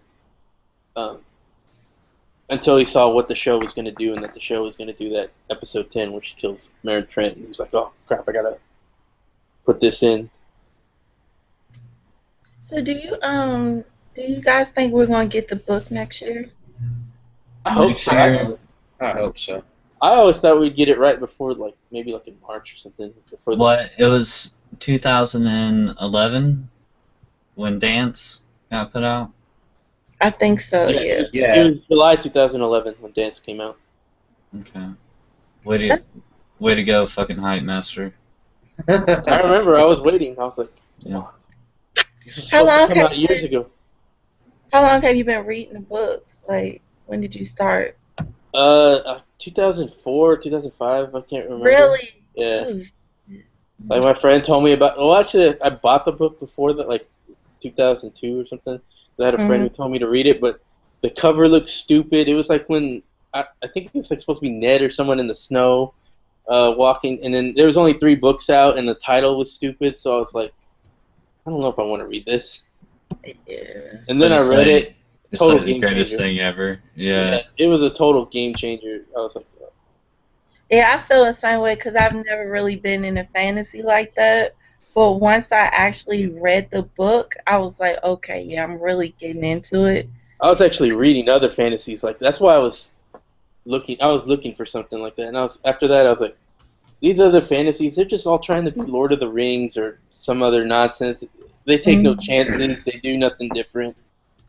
They have some few little bit of ideas here and there, but it's nothing like how George does it. See, my biggest thing is I love history, like medieval history, and if you watched my my video on how I became a fan of it, I literally read it in Entertainment Weekly. My daughter was like 5 months old at that point in time. Read it. Well, I was like, I'm gonna watch this show. Well, that night she didn't want to go to sleep, and I caught like bits and pieces. As like I'm feeding It's her, like us right now. bathing her, doing everything I needed to do, and I finally got her to bed. And I looked on there, and I'm like, oh, they're coming back up. And I watched it, and I'm like, sitting there, and like the first 10 minutes, like I was addicted to it. You got the White Walkers, you got the Night's Watch, you got people in a circle, they're all dead, all of a sudden they're gone, there's this little girl, her eyes are blue, and I'm like, really? This shit's intense. Yeah, it was a hell of a beginning to a show, and I've been addicted to it ever since. So when the first season got over, that's when I went and bought the second book because I wanted to know what happened next. Yeah. I'd like to Like- credit myself. Back in 2004, I was like, this and The Walking Dead would make awesome. No, I think it might have been 2005. This and The Walking Dead would make awesome TV. You in The Walking Dead? Yeah, I read the comic. Like I read the comics. Oh, the comics came are out. really good. The comics. But then again, I also said that it'll never happen. Glad I was wrong there. Yeah. Did you get to see Fear the Walking Dead, or did I ask that? I haven't checked it out quite yet. Oh, I saw some. I mean, I saw some of it, but I didn't finish. It was pretty good. It seems good. I'm excited to read something that's totally Different. not related to the comics at all. So. Yeah, it's got like a. Something If you new. haven't seen that movie first, not for like 28 Days Later. Yeah, I've seen that. You know how it was a gritty movie. It's got that vibes. It's kind of different from Walking Dead. It's a totally different vibe to it, but it's still, The Walking Dead. yeah. It's good writing because you kind of want. I think anything's good writing when you hate the character or you really love them, and you're like, you stupid bitch, like with Cersei, and you're like, I can't stand her, but she's not real, so it's good Mhm. writing. Just makes you so mad. You just want to slap this Oh, imaginary I person. can't stand Cersei. Actually, not really, because I don't want to slap anyone. But No, I want to slap Cersei. I don't know Yeah, what the I fuck don't you're like talking Cersei. about. I don't Yeah. like I want Cersei to, at but I don't all. want to. Like, I'm sorry. but, but even though I want to slap Yeah. her, I got mad like when Robert did. I'm like, bastard. Nah. No. No, No. I wish Kat was. Like, I can't say I'm not for violence because I like watching violence, but I would have loved to see. I would have loved because I like action stuff, and anyway, I would have loved to see Catelyn and Cersei go at it. Oh, just a cat fight. Yeah, just to fight. No pun intended. No, I think Cersei would have won. I don't know why. I don't know. I'll give it to Catelyn because the North makes you just a harder person. But she's not from the North. But she's been there for like at least 15 years. But she still don't feel like she was part of the North. That's not in her. Now, Jerry, I see where you're coming from, Jerry, and I'm buying into it because I think she would have adapted a lot of things that they had going on, and then the fact that her children are she has 5 northern children. You're not a stranger here. I mean, I You know Yeah. what I'm saying? a true North woman would Yeah. slap the crap out of Yeah. Caitlyn. But we're not talking about Caitlyn versus true North woman. We're talking about someone who's been pampered in King's Landing forever. So No, I mean somebody's even been pampered in King's Landing versus a daughter of River Run, like fucking just like pick them out of their everyday lives. I mean, I'm sorry, but the person from the lower castle is probably going to get into a lot more street fights or like just like general confrontations than this highborn, pampered, and prissy person. So Jerry, I'm with you. although River Run has it pretty good, I think. I mean, look otherwise Not Edmure like would be a little bit more tough instead of kind of a bitch. But Yeah, I mean, like it's like the higher you go, the more of a sissy you are. You know what I'm saying? And Yeah. it's like when Ned said, to Robert. Robert wanted to like take part in the jousting and everything. Ned's like, dude, who the fuck is gonna like do anything to you? hard conditions breed hard men. You know? Yeah, correct. But like once you're in power and you're extremely highborn, the less likely the chance you're gonna be in like actual balls to the wall confrontation. You know what I'm saying? That's why Renly was busy playing war and playing knights and playing fashion and everything. Yeah, and like hell, Renly didn't really have to do anything because his older brothers were doing everything. Exactly. Hmm. It's like High Productions. Okay, so I got another question for you. High guys. Productions is real. Okay, High Productions is more real than Renly. I'll give him that. So what do you guys think the others want? Like, what do you think their ultimate goal? I mean, I know that they basically want mankind to basically not exist, but what do you think is the reason why they moved now? I think it's there's half of it is everybody talks about the balance in the world of magic, and then we have to take the whole song or the Song of Ice and Fire into consideration, the balance of ice, the balance of fire, However, I think a lot of it is it's fucking time. Like it's about time. Since their last time they came. The White Walkers. So I don't think it's like they have. I mean they. Let me rephrase that real quick. Like, I think it's come winter, and this is going to be a long winter, and that's just kind of how the season happened. And I think that the people of the lands of always winter know this, that like this is the years of winter coming, and so now they're choosing to really be aggressive. And I also don't buy in that there's been no word of these whites and White Walkers for these thousands of years. I think that the wildlings throughout time have always known about it, but they've just always been at war with the realm. You know what I'm saying? Maybe they're kind of like the Greyjoys, where they want to rule, but they don't really have the the population or any of the skills needed to rule. So all they can really do is just come in and fuck up everyone's day for a short while, and then go back to where they are. I think that they bring the cold. They have their own Balon right now going on, ruling them, trying to say, we need to push forward, we need to go. Yeah, I We think need to take that what's ours. That's just speculation. But they bring the cold, but they don't bring winter.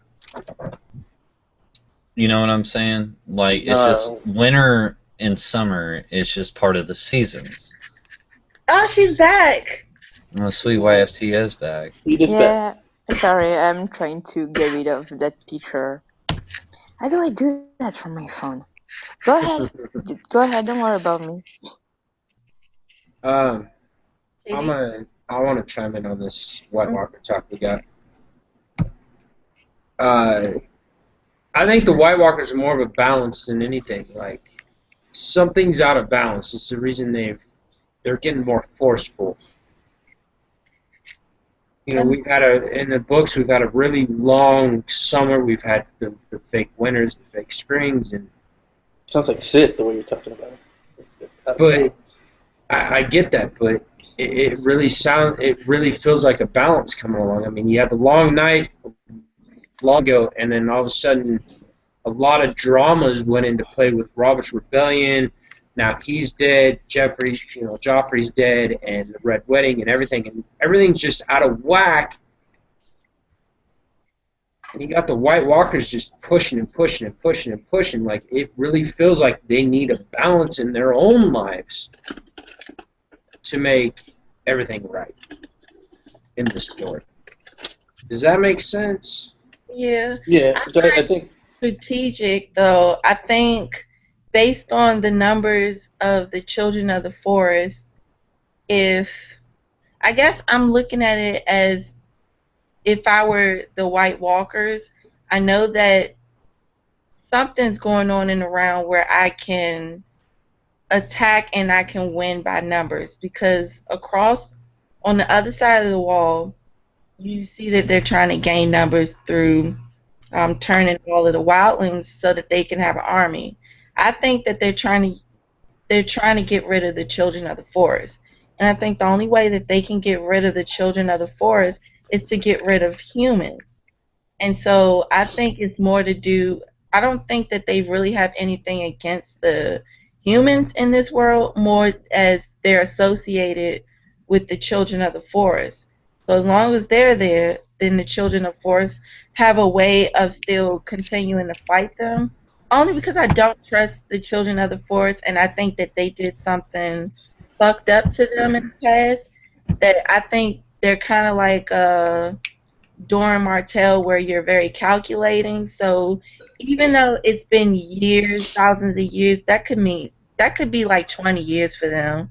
Like Yeah. it's nothing to them. So I think it was strategic. I agree with that. Yeah, I'll completely agree with that. And I'll agree with another thing. I don't like the Children of the Forest. I I'm think certain that's me. they're extremely evil. I have one issue with that. So if that's the case, then why didn't the others join the Andals and the First Men in trying to eradicate the Children of the Forest years ago? In fact, it seems like the opposite happened. I actually Children think of the Forest and First Men teamed up against the others. If that was I the case, think you would the think it would be the other way around. I actually think the others have their own agenda. I think they have their own personal thing. Yeah, that they I want. think so too. Yeah, I don't believe it's to. I'm sorry, T. I'm gonna. no, go ahead. I don't think it's the fact that they want to control everything. I just think they want their own realm. And you look at the wildlings and how they've spread out for so long. They have a point where the wildlings are almost to that point where they're at the lands of almost winter, which is the White Walkers' land.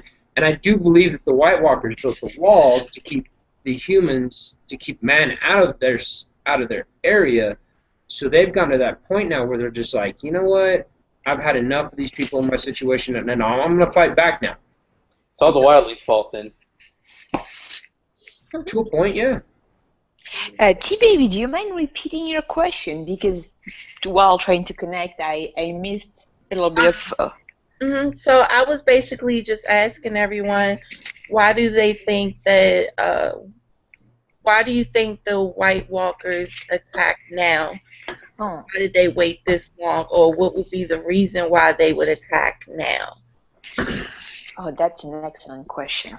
Yeah, it's just something like I was thinking. I think I was thinking it either when the Dons did, the Triple Dons did their video, but I guess it just kind of popped in my head was what's the purpose of them moving at this particular point now?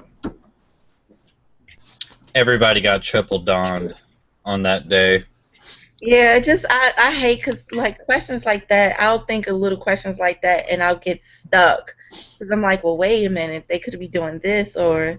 Oh yeah, I that. know exactly what you mean. And I hate that because I'll try to like especially now that I'm doing videos, I'll get stuck on one little thing that I can't get around because I can't. It's just this one little part that if I got it, the whole thing would make sense, but I get stuck. You're like Alice lost in Wonderworld, just searching for that. Oh, all the time.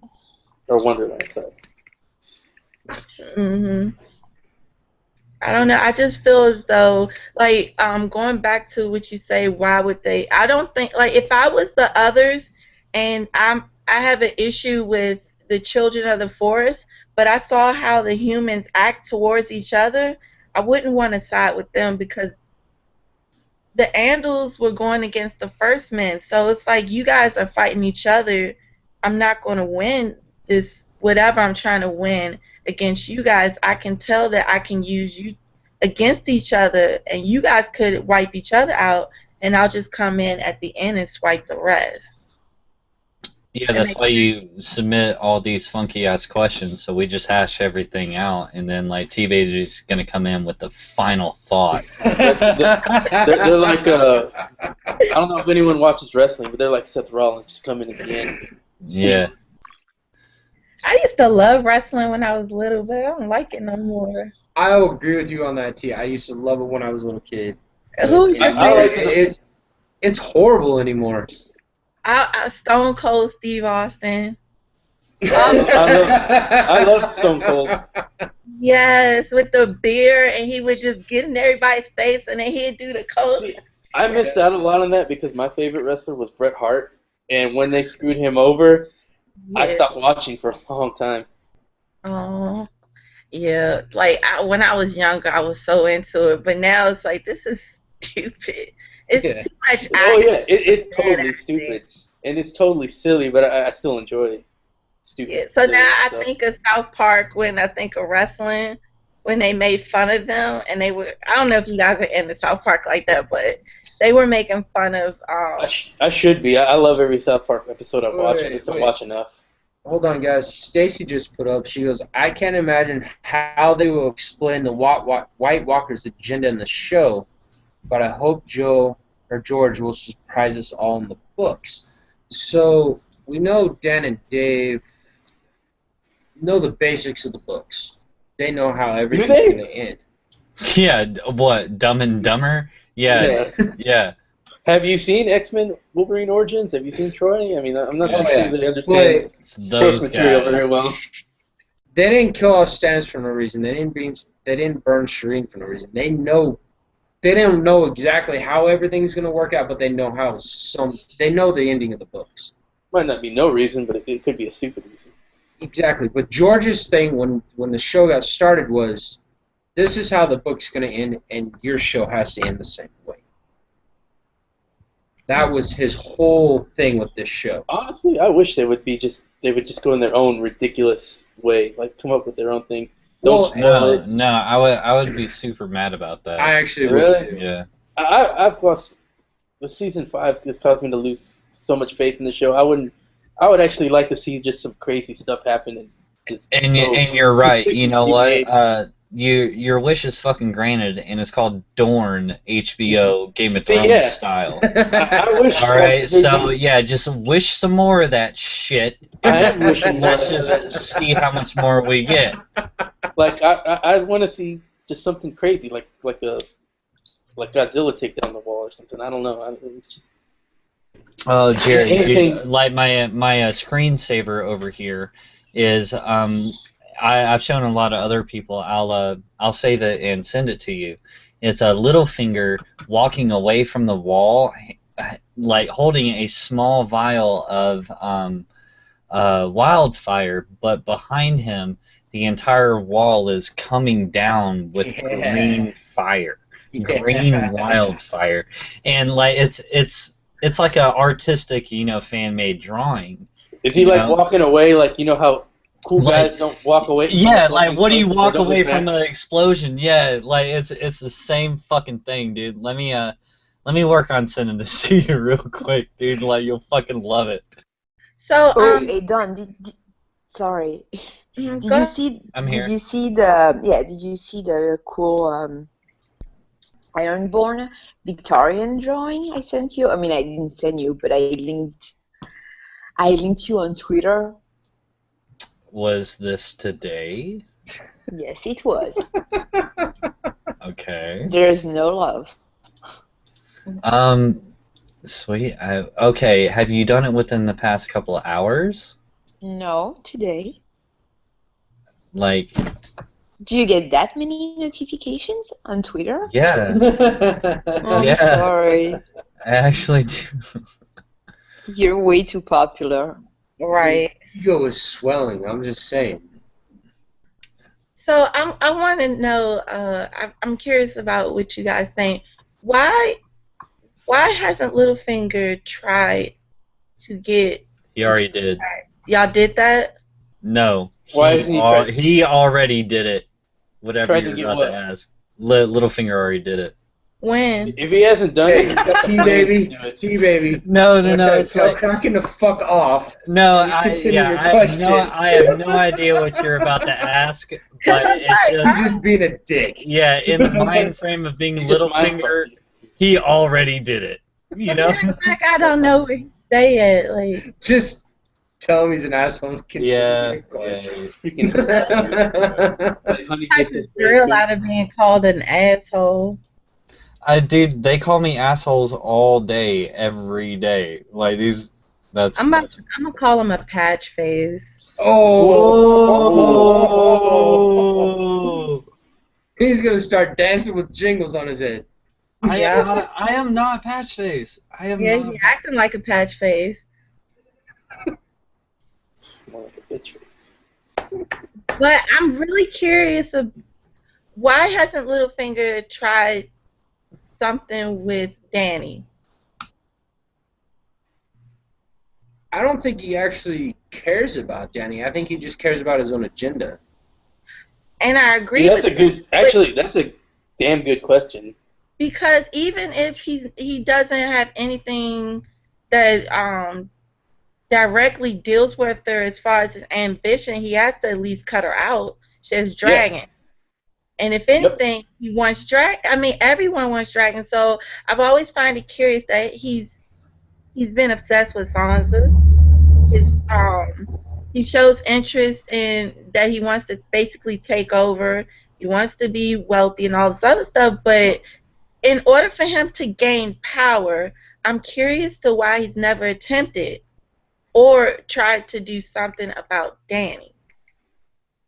I can Maybe understand why he's never attempted anything, but it does make sense why he's not watching his back over Danny could easily flank him and just fuck up his whole game.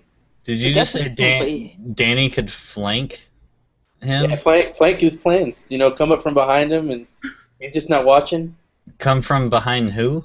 It's all metaphorically, dude.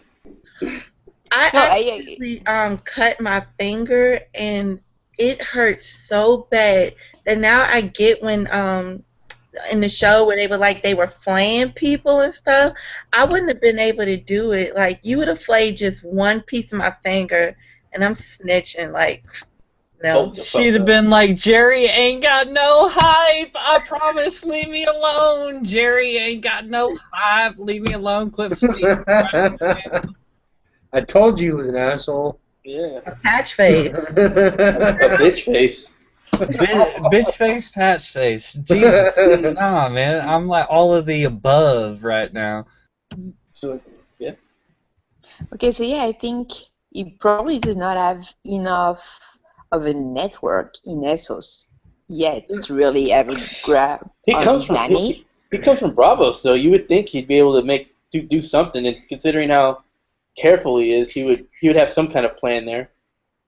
Well, Like, yeah, you I mean, have- Bravos is really far away from where Dany is right now. Like, if she comes back closer to the Free Cities, but right now she's pretty much outside of his reach, and we don't know. He might have a plan, don't know, regarding Dany in Westeros. Just Sansa is not, privy to it yet, so we don't know about it. But yeah, he's probably. I mean, he's very aware of where she is, and yeah, he's probably making some plans. Although it seems to, like he says, he seems to improvise a lot also. But yeah, no, I don't think he's ignoring Dany. I'm just not sure he has connection as far east as needed to like really influence Dany where she is right now. Well, hell, Bravos' influence goes pretty far. Yeah, well, hell, if the show has any kind of correlation, or canon to the books, then Varys has connections out there all the way to her. You know what I'm saying? Like all the way, like to stand up on to where Tyrion is after she leaves. Like that's where Dany resided.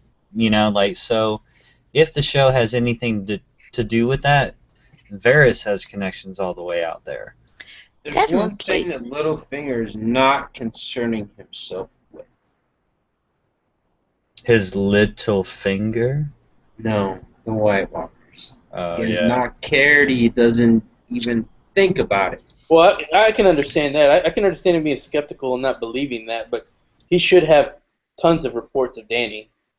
He even with the dude, they came close enough that the Night's Watch is like, dude, we got some serious issues. Like these deads are trying to come over the wall.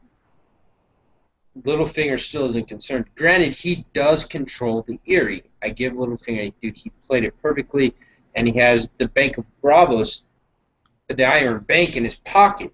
He's worked it out perfectly. And But he's Lord of Harrenhal. Yeah, he is Lord of Harrenhal. But he's forgetting one major factor. The ultimate enemy is knocking on the gate, and he does not care. He's not What? shown a care about it. He think- doesn't know if he can make any money out of the White Walkers. He's not looking to make money out of the White Walkers. He's looking to make You money out of protect your money becoming too, though. It's But not he's always looking- just about making money. You got to protect yours too as well. Yeah, exactly. You have to protect your money, and he's not. The ultimate enemy is on his doorstep, and he's not giving them two thoughts. You can't be like Rob Stark and like just keep going forward and let your back get your home and taking over. I think Littlefinger eventually is gonna die. He's Oh, gonna yeah, get killed. I think T-Baby might have found a chink in George's armor here in its writing. I agree. Don't put that on me. All right, I'll take the credit. I'll look like a genius. Yes. No, it's like when we tell George about what T Baby said, we'll just send her a picture of her just like laying on the couch like this and be like, dude, like, she got you, buddy. You know, all beautiful, sorry. just like, sorry, Yeah. I figured it out. Get like Photoshop and like have sunglasses come down and like deal with it. Oh, just pull Yeah, the boss card. just like slowly lower the sunglasses. Yeah. Yep. But I have another question that's been kind of, well, it's got me curious. Keep it. How come Breaker of George. I know, it's like, well, it's always this little random thing. It's like, girl, but I'm curious to, how come Bloodraven hasn't tried to enter Dany's dreams? I think Who's to he's say he too hasn't? far away. Or has he? He might have. Who knows? There's no werewood trees up there. He That's can't get to true. her. Yeah, but I'm not sure they would need werewood trees. But the only way Quaith has been able to get to her is through the canyon. That's the only other that's the only person that's been able to get to her is Quaith. That we because know of of, the yeah. candles. Her other But dreams are just Oh, her it could be dreams of her Marwyn. Don't childhood. forget Marwyn's got a candle too. Yeah, but her only other Yeah. dreams are her childhood. Marwyn has a bunch of candles. Yeah, but the only He's a dreams fellow she archmage. has are Quaith and then of her childhood with the house with the red door. It's the only dream she has. The only thing that she saw outside of that was in the House of the Undying. Speaking of that, did anyone see like Martin's live journal where he put? Someone asked him about the red door. He's that it couldn't be in Brock. Oh, pretty much what. I did, and he was like very clever or something Yeah, like that. exactly. Yeah, I was like, oh. But that would be telling. Is that what you're talking about? I don't know. I just wanted to bring discussion up on that. Well, no, I thought that the whole Red Door and Lemon Tree and stuff was just kind of handled with Jaime and LaDonna's Tower of the Joy video. It was. I That haven't seen it yet. and You need to watch it. I only got halfway through it. Yeah, so. But I think PB&J did a video about it, and he was the one saying, oh, Preston Jacobs. Oh, I'm sorry, I always call him PB&J. But he did a video. that's good because he's got a lot of haters, so he can be like, they're just. I hate him. I don't hate him. Oh, I don't hate him either. He was the first one I found actually.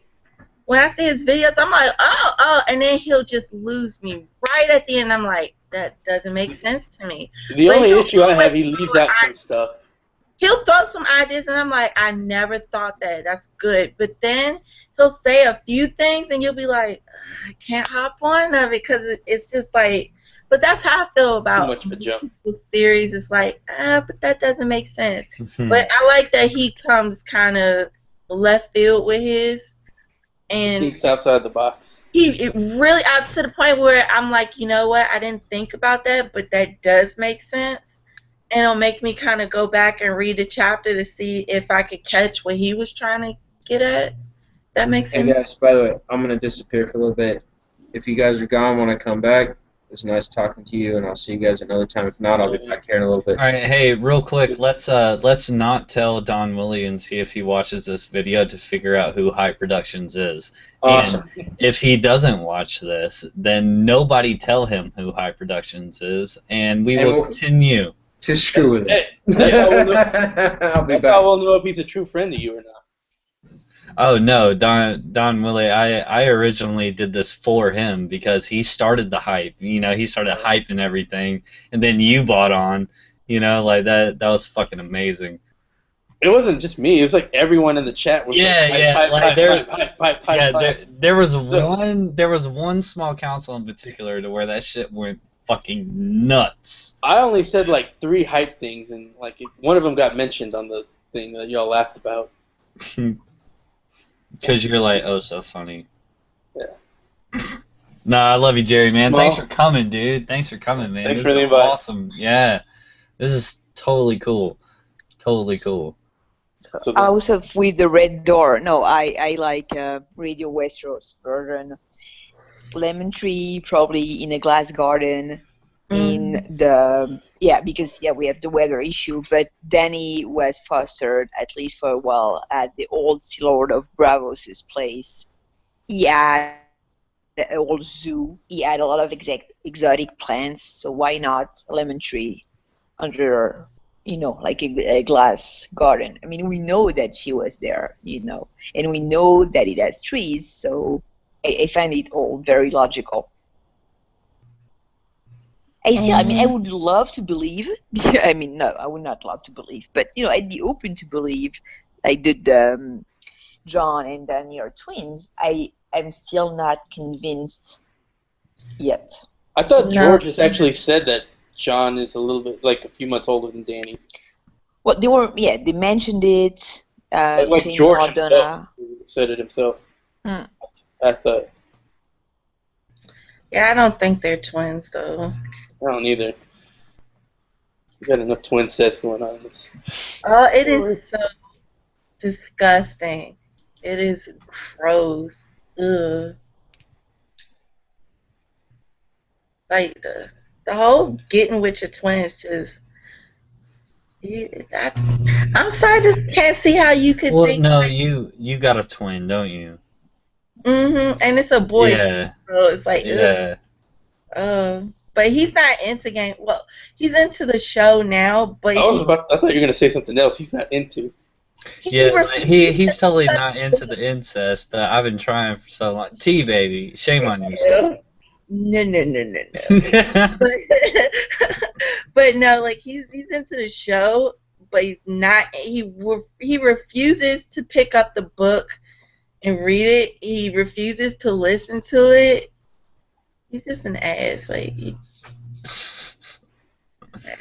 Man, But I don't- really wish he was into it so we could like talk about it and stuff. But no. Yeah, right. And then like he finally picks it up, and then like he gets to the like Jamie and Cersei chapter, and he's like,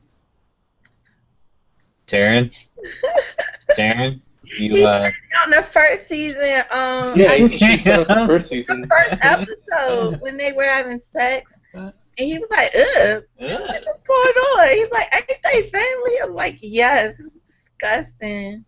He's like, why did you want me to watch this? Yeah. He always says like we try to put each other on the different shows, and he says that I always make him watch shows I'm into, but I never watch the shows he's into. But I get bored with some of the shows. What's he into? Bad twin. I know, right? But Speaking You of should shows, read did you the watch book. Firefly? huh? Speaking of shows, did you get to Firefly yet? No, I didn't. I didn't even end up watching any movies after I got off the little video chat. Well, the chat room.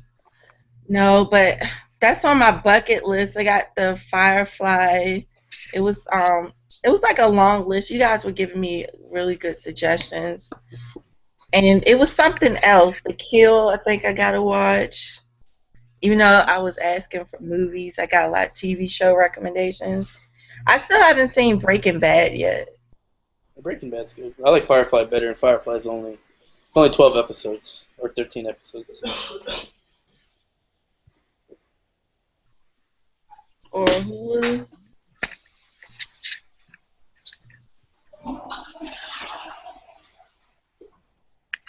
Sweet okay? Or whoever that is, are they okay? Yeah, I mean, I'm okay. I don't think it was me. Oh, okay. Never mind. I'm fine. I'm just listening to you. Like, again, I don't want to cut anyone off, so. Yeah. But, yeah, both. Okay, Game of Thrones questions. What's the deal with the Faceless Man? Well, they got a bunch of faces for one. I think that they're the former slaves of Valyria. And I think that their ambition is to make sure there's no dragons. by former slaves of Valyria, do you think they're like immortals? Not immortals, but Well, like they came from the former slaves, like they're the descendants of those who migrated. hmm So if I were them, I would be and I heard that they're birth dragons again. I would instantly think that it would repress my people, and we would end up back there somehow. That would make sense. It would also make sense why Jenkins going to Old Town to And getting that book on how to kill a dragon. exactly, yeah. But we don't know which book he's getting. We don't know. But And if we he don't know was if that's getting that, Jaqen or not. oh yes, that's got to be Jenkins. Yeah, I mean, like I'm like 97%. that's just like your opinion, dude. You know, like it could be any faceless man. Hey, you're out of your element on this, man. No, Shut no, up, man. You're out of your element. You're out of your element here. Dude, Jerry, I have a whole new respect for you, sir. After that big Lebowski reference right there, dude. Like, yeah, you're my dude. I like you, Jerry. No, but seriously, okay, That dude.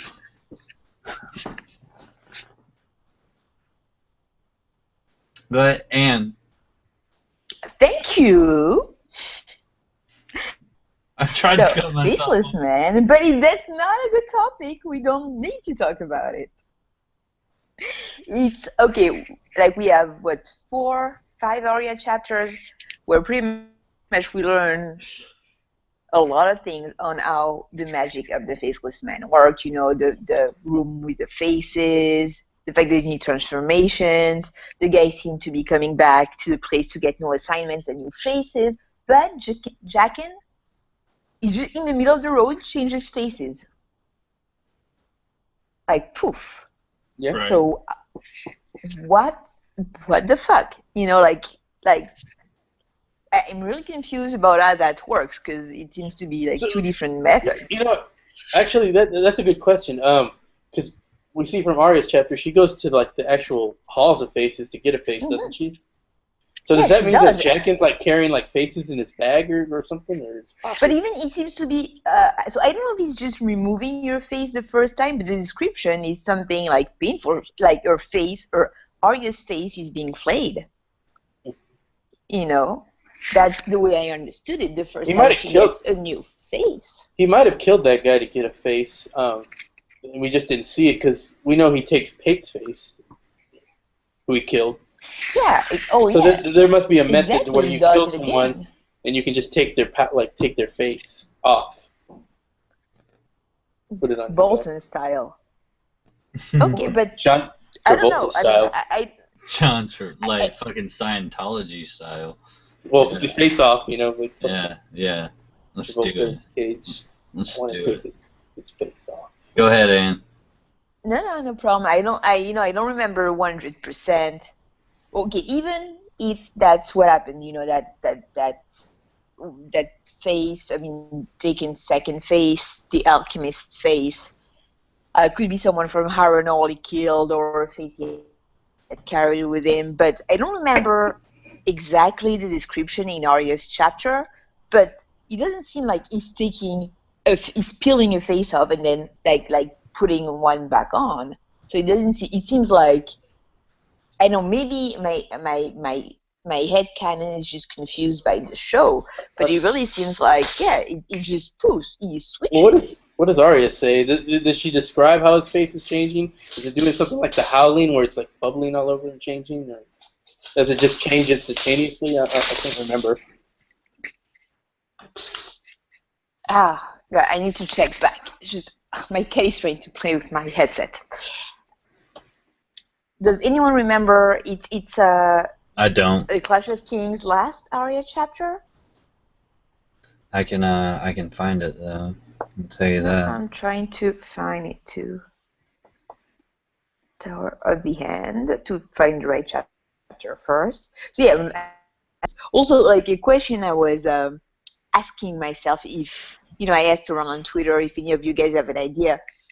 So if Dany has been, was host at the house of the previous Sea Lord of Braavos, and there the marriage pact between Viserys and the Martells and Arya Martell took place, and so technically Syrio Forel would have been witness to all of that, being the first Sword of Bravos at the time. And so when the first sword died, he left because they just get a new one and they get rid of everyone that was there before. And he arrives at King's Landing, and that guy is just teaching sword fighting. Okay, to a little girl. Agreeingly, she's the daughter of the hand of the king. But isn't that a weird change in station? I thought he was a retired, he retired for Sword of Bravos. I could be wrong. No, he is retired, definitely, okay. Because the Sea Lord died and everybody. They changed everyone. They're not very friendly in Bravos. Maybe he's just like those teachers that tutor after they retire, just tutor on the side. Hey, so there's a fan that hit me up on IM. It said, "Luke, I'm your father," / Don Willie, I'm Hype Productions. And then I was like, "Oh, you like that?" And he said, "Yeah." And I was like, "You want to come to my live chat? It's fucking Thunderclap." And so I asked him if he wanted to come in. He said, that guy. Yeah, he says he's got to go to work in 30 minutes, but hell, maybe he can get in here for about 5 and say hey to everybody. T-Baby, you good with that? Sweet? Yeah. I'm falling asleep, y'all. Well, if you want to go to sleep, you can go to sleep. I was falling asleep. This re-energized me. Oh, this it? Well, hell, it's 2:30 here, but I'm good for another hour. Y'all are wild.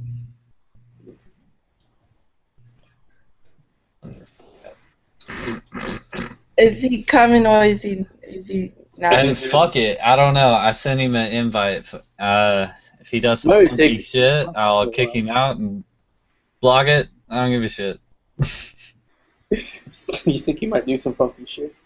Hey man, you never know about these people. That's true. I'm people on the internet.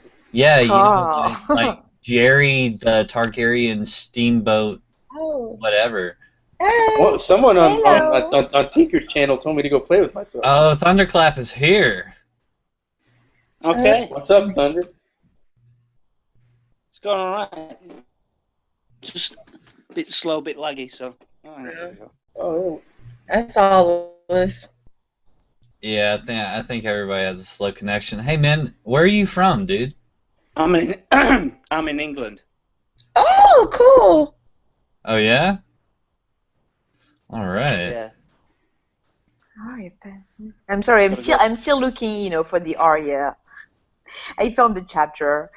And Sweden, so obsessed with it. I'm obsessed with Faceless Man. No. I've been telling a lot of people for a long time. I lucked out about meeting Sweet YFT very early. She's like the pit bull. You know what I'm saying? Like when I don't like that. Yeah, like when you have a thing going on and you need a resolution or an answer to it, like you ask Sweet YFT, like, hey, what do you think about this? And she's like, hang on, I'll get right back with you. Like, and then the little waiting music goes on, and then she comes back and she's got everything, like, it is completely resolved. She's like ultimate customer service. It's usually not a right back, though. I still need to answer. I told Davos Fingers that I think Kathleen is a fairly highly unreliable narrator. I would say Tyrion is one. Maybe not A Dance with Dragons, Tyrion, but like Game of Thrones, The Clash of Kings, Storms of Swords.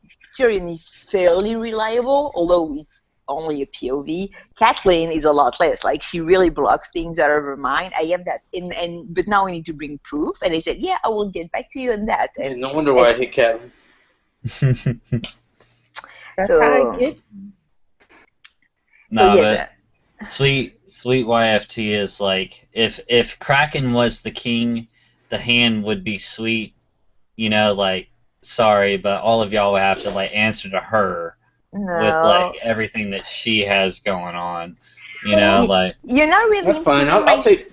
my street rep, like calling me a pit bull, and then people no, really are going to think I'm mean. that's not what I'm saying. I'm saying like Talking about your you, determination. yeah, like no, you are the right person for the job. Like you got it. You know, it's fine. Like I have trust in you. Like and then especially with the song Ice and Fire, like it's just very, like it means a lot to me. It means a lot to everybody else. It means a lot to you. So like when something comes up, it's like you're gonna really invest in it and like find out what's going on. So that's why Sweet is my hand. I just want to go on record and say I really don't think I'm a mean person and I do not make fun of people. I want to say that publicly. Like, I'm not someone who makes fun of people. So in case anything I say comes out that way, it's just my bad English. Just know that, people. I never got I that don't- vibe that you were mean. No, we I don't got think it- we got I don't think any of kickback. us are. I don't think any of us are mean people, and me and Don do make fun of people. So. Yeah, Was it from the last video? yeah. There, I had to the Clash of Kings prologue. I had to delete a couple comments. Well, you I know, just uh, no. from I that. mean, I don't want to. Like I'm not. I'm just want to say in general. In general, I don't make fun of people. That's not. That's not my style. No, I don't have and a good that's sense of humor, so I don't make fun of people. I don't like that either. And you know what? I wouldn't talk to you, and you wouldn't be like my go-to person if that was the case. So I think sometimes people misinterpret how someone's tone is, because you could say I'm fine and you could say I'm fine. See the difference? I'm like, ugh. Yeah. Well, I think it's a misinterpret, but no, you're a sweetheart.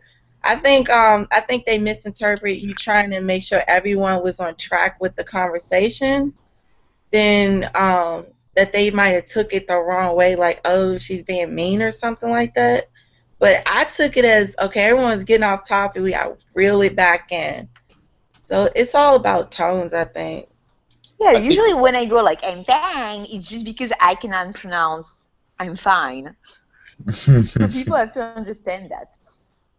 I think your YouTube I name never really get that issue.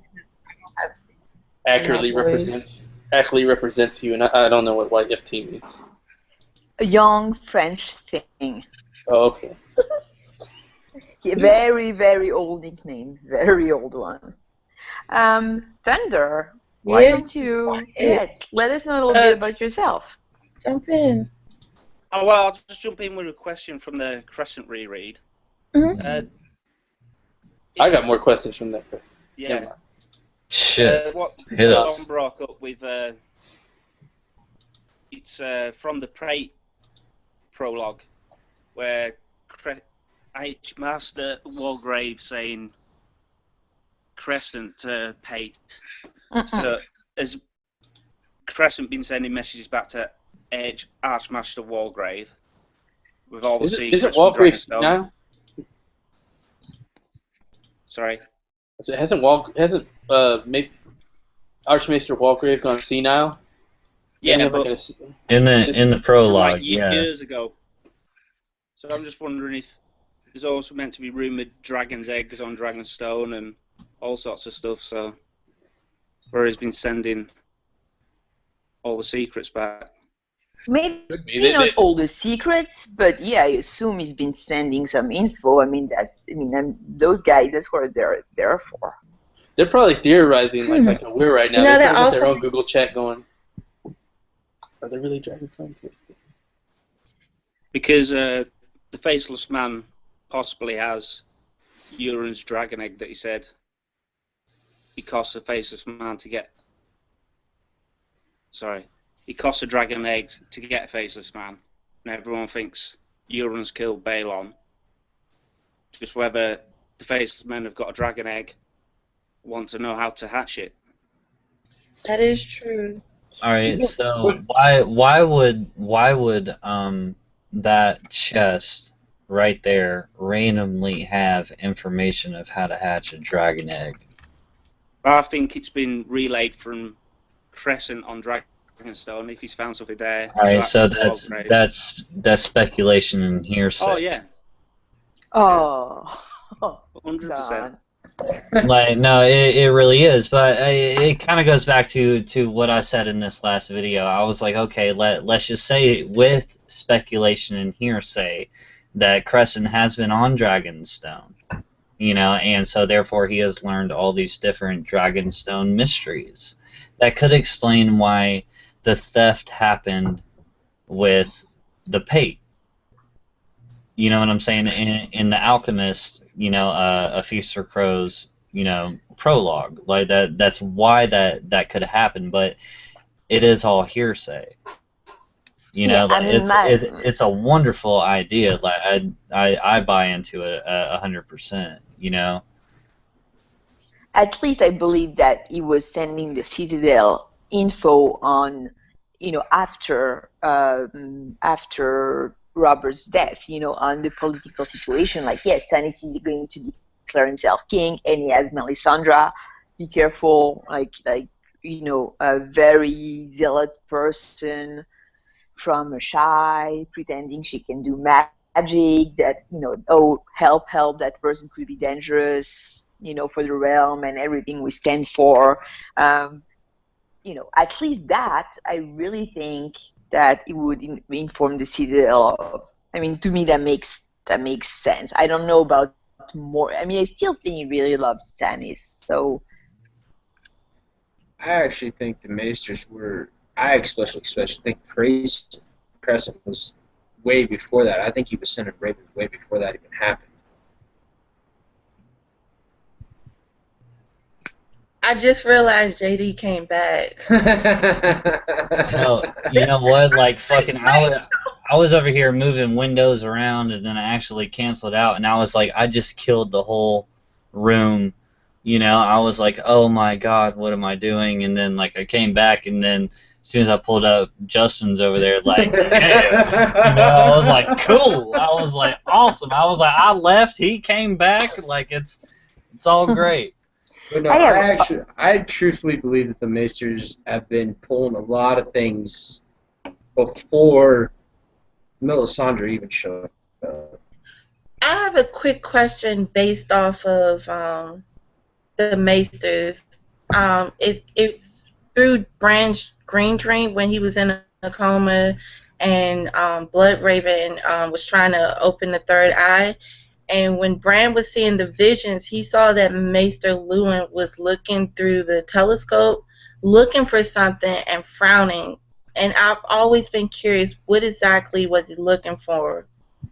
And I don't think everyone keeps saying like he was looking to see if the White Raven would come or something to say that, you know, winter's here. But because he's with House Stark and their motto is winter's coming and all that, I don't think that he would frown just because winter's here.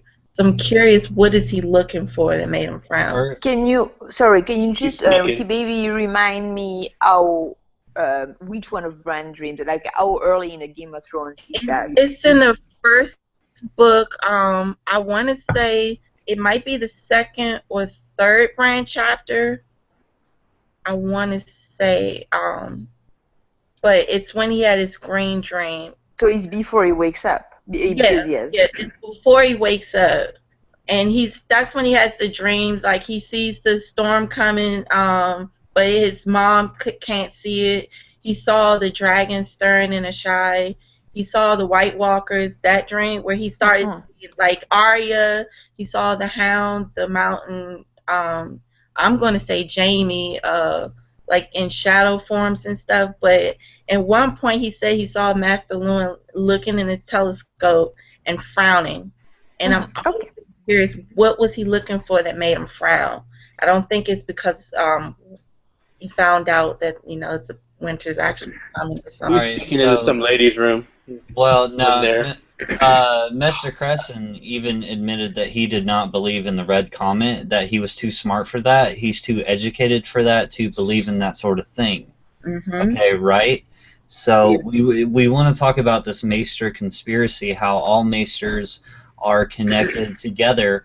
They're always sending ravens, this and that. A lot of people can't even trust their Maesters, so what if all of them are on a time scale, and then like we even got into a heated argument, not heated, but like a good debate of how do you tell time, like in this last prologue reread, with the Maesters, with the moon turns and whatnot. So what if these scholars are already ahead of their game and they know that this red comet is coming?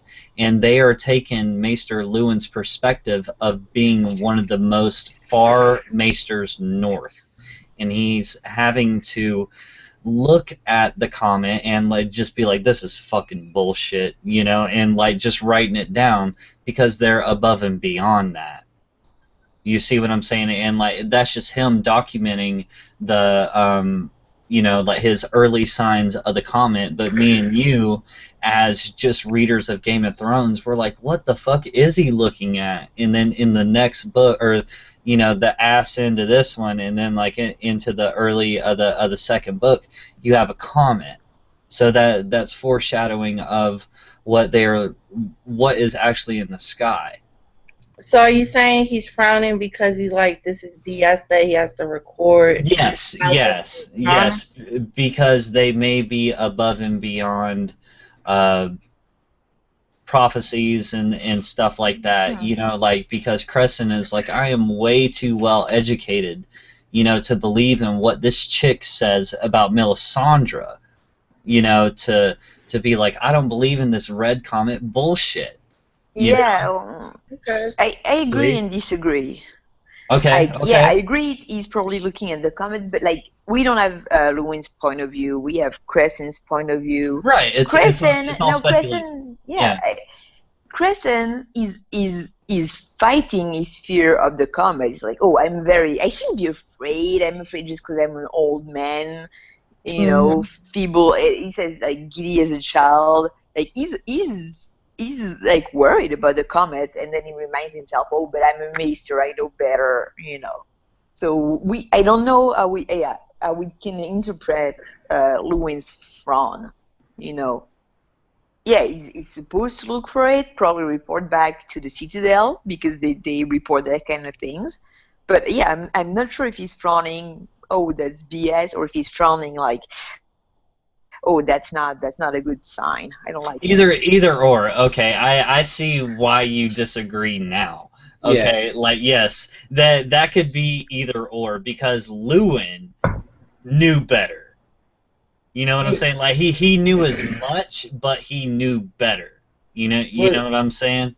Look at how the Maesters. Look at how the Maesters have conducted themselves. The biggest thing with the Maesters is they're trying to put magic out of the world, out of that. They want magic gone. Well, that would be a Maester conspiracy. Yes, but if you think about it, the one thing, look at what Luwin has done, look at what Crescent has done, and they've pushed magic to the point where they want it non-existent. And then you have this red comet, you have Melisandre showing up, and you have the dragons being born. You have all this magic all of a sudden showing up. So the telescope, him looking through that telescope and frowning could be like, our plan is failing. Oh, Well, I like that. Yeah. Yeah, they do have a little bit of a they're against magic and they like deny it even when evidence piles for magic. They're like, no. Yeah. They just and don't then want to believe. you also have to consider magic was shifting even before the dragons were born. Yeah, exactly. The White Walkers were already starting to come Right. along. Dire wolves in the The south red of the wall. comet, but the red comet was like a big explosion to these guys. Like they seen it, they knew what this meant, and they're like, "Well, shit, our whole plan is actually going to crap right now. What we're trying to do is getting shoved in our faces." You know, this is going to be kind of out there, but I think that once that red comet hit, I think that was like a signal of what is it I want to say? A signal for the hero age of heroes. I think we're in the same thing where it's history repeating itself. Yeah, and even George R. R. Martin said that what happens in these books has already happened before. Yeah, I think that comment was like a signal, like it's happening over. And I think that Maester Luwin, he could easily say, "Oh shit, it's happening again. Yeah, This isn't what we want." and I actually listened to the Ice Dragon today, and I Say think that that's again? like the Ice Dragon. I actually listened to that book today. That is a very good book, very good book, and I think it's actually like a prologue to like the Long Night. Ooh, that's a good one. I think that's what it makes me think that Go before the long night. this is the Age of Heroes repeating itself again, because I think that's what Westeros, or basically the whole realm, is going into the Long Night again.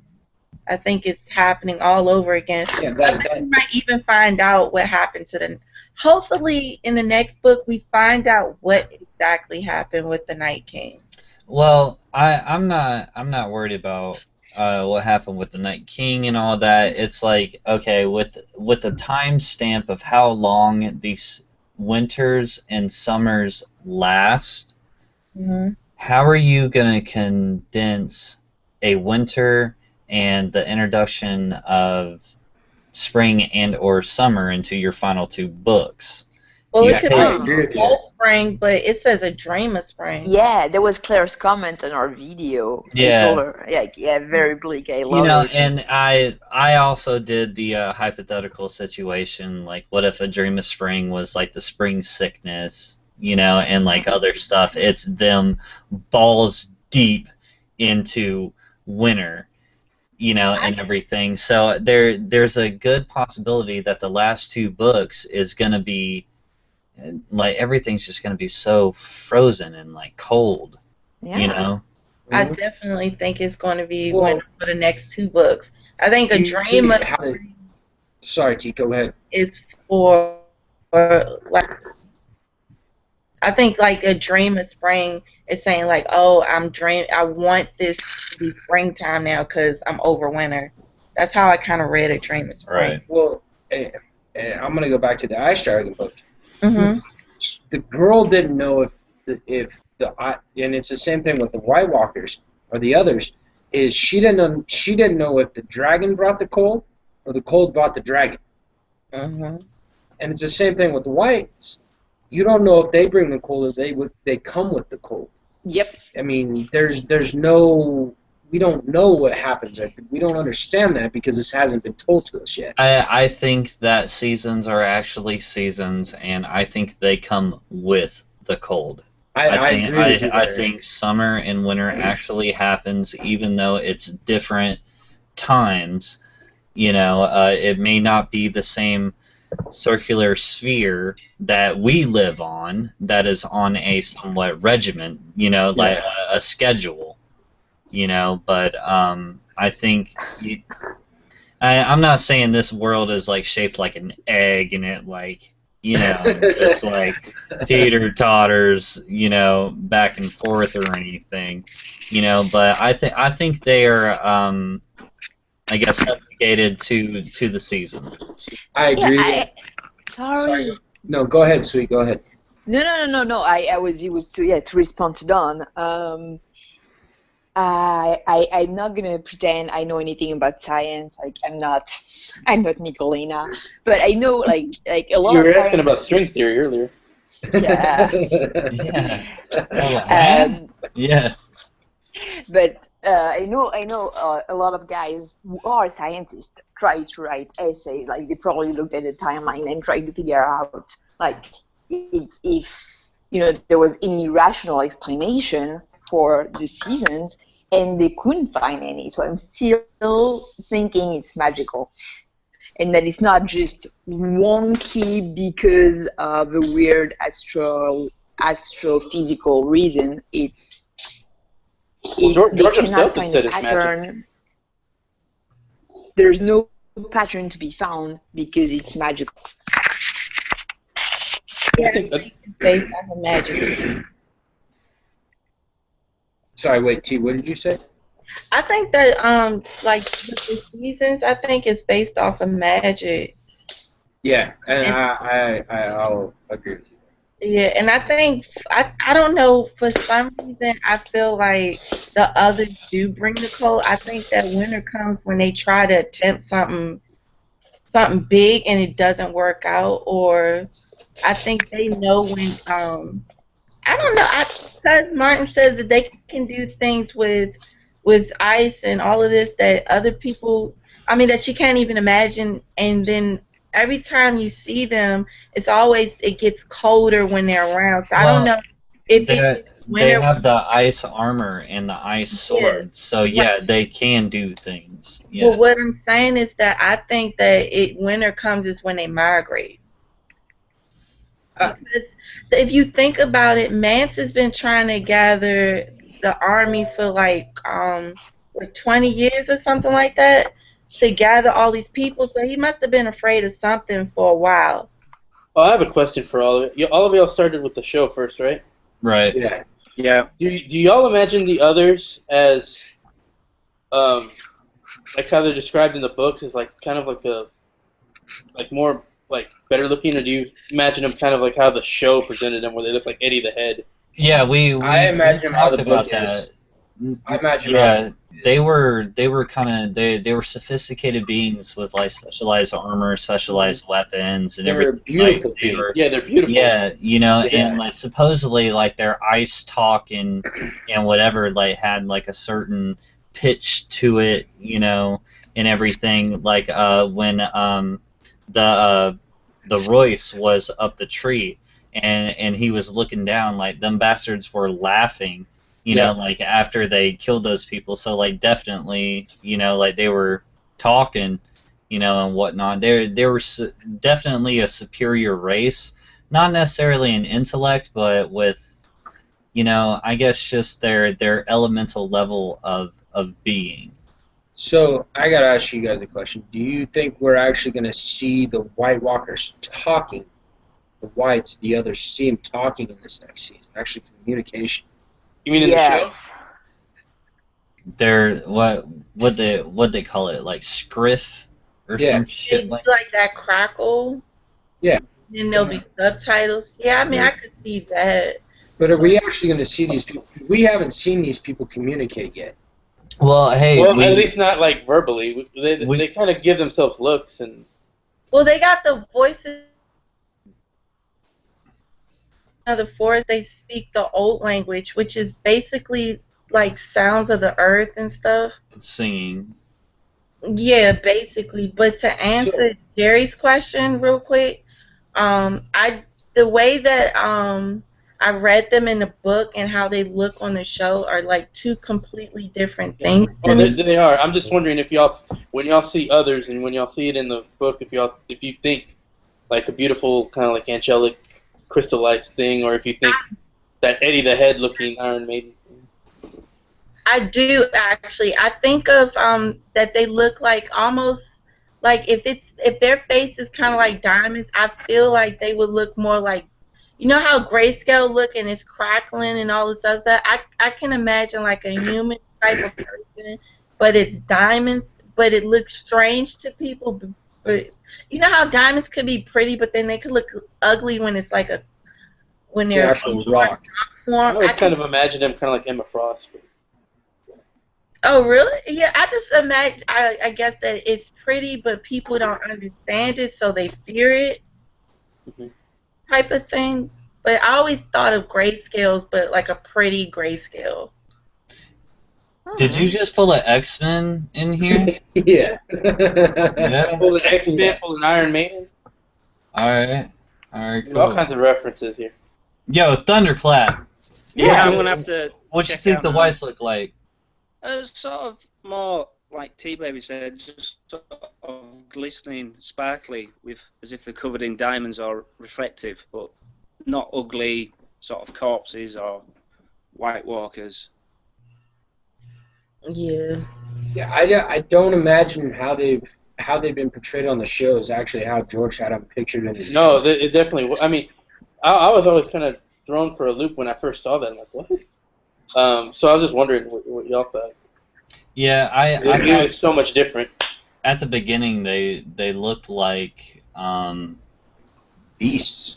well, Neighbors. just like native people of the land. You know, like they were wearing like loincloths, you know, like and everything, like that guy that like cut off the first guy's head Yeah. and just like held it up, you know, like he was just wearing a loincloth. But you got to realize know, like- there's 3 stages. There's 4 stages to the walkers. Well, that's again, that's speculation.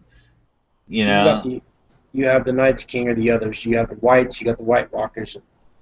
I mean, like, yeah, At least 3. we talked about that, like within like different fighters and generals, and like So, you so know, how did, that's one thing I'm kind of skeptical on the Knights King. How did this dude become top of the Knights of the Walkers? This guy. well, apparently there was like one chick involved, and like he like seduced her and then fucked her, and then was like, "Fucking, I'm ruling all your people right now." Well, did you guys Yeah, read The other, the only girl in the galaxy. Did you guys read George R. R. Martin's after they showed the Knights King? Did you guys read his interview or watch his interview? No. No, what did he Yeah, say? that was the Knights King. The actual name of the Knights King is actually, like he said, it's kind of like a pass down. The guy that's It's a the Knights title. King isn't the actual. Yeah, it's a title. It's like not the Dread actual Pirate guy. Roberts. Yeah, it's not the actual guy that was at the wall. The Yeah. Knights King is just somebody they put in charge of their whole situation, their whole order. Well, I don't think like the original Night King is still living. I don't No. think that, but I do think a descendant from him is the one that's making like the moves. I'll agree with that. So one. it's like a, Oh, I'm sorry, Thunder. Go ahead. so it's like a title like Sword of the Morning. He sort Yeah. of just passes Yeah. down to the. Yeah. So the It's morning. like, yeah, it's the same thing like Azor Ahai. It's a title that's been passed down, and you have to be a certain lineage to get this, basically. You have to Sweet. know. What were you saying? No, I was just saying, to harken back to one of T's earlier question, maybe the reason they're acting now is because they just had a new leader. You know, if we think the way human would, well, a new leader has new political plans, and maybe they just add a new leader.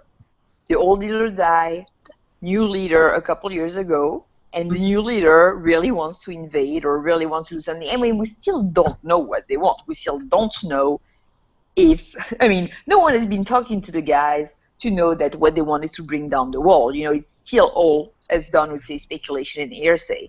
We know they're moving down. We know they're recruiting an army of the dead.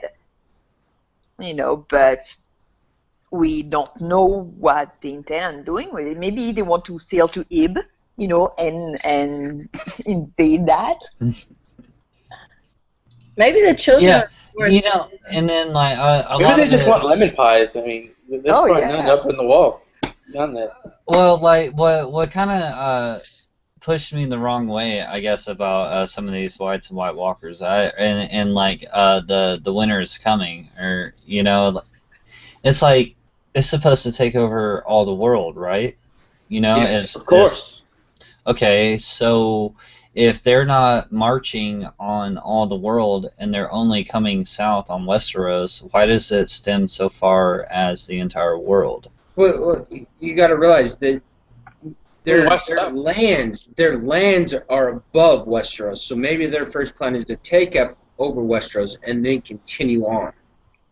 But yeah, what are their So they're gonna go south all the way to Dorne, and then they're Yeah. gonna take a hard right, and then just go into Essos. Why not, dude? Okay, so why is Look what- Essos no. already frozen before they even fucking get there? But look at this. Look what Genghis Khan did with his empire. Look what Attila the Hun Okay, did with no, but it's the same Genghis Khan- situation. Genghis Khan didn't have a firing apocalypse and or freezing Armageddon behind I'm him. not saying that, but look what he did. He went a certain way, and then he hooked, and then took over the rest of the situation. He took over the most powerful and then he went to the weaker. Okay, that's fine. The whites can conquer the world, that's fine. But before, if the whites bring the cold and they bring the winter, why is the other world already experiencing winter But and like they we are are- nowhere near it? No, we already discussed this. Winter comes, they just make it colder. Okay, well, no, see, I bought into the idea that there is seasons. You know, I'm just trying to disprove the people that think that the seasons only come because they want to invade. No, You know, I'll agree with you. There are so seasons. why is a different part of the world already experiencing massive winter problems if and they're nowhere near? Well, There's been okay. plenty of winter Essos, problems with that. oh, Wait, sorry. sweet. Go ahead. Yes. No, Essos is further south. We don't have any winter problem in Dorne right now. You know, I mean, winter has come in Westeros, but you know, in Dorne doesn't snow. Essos In is further south. Essos, it's cold already. See what you mean, Don, because Ashai's right at the top. So why isn't it winter there, or...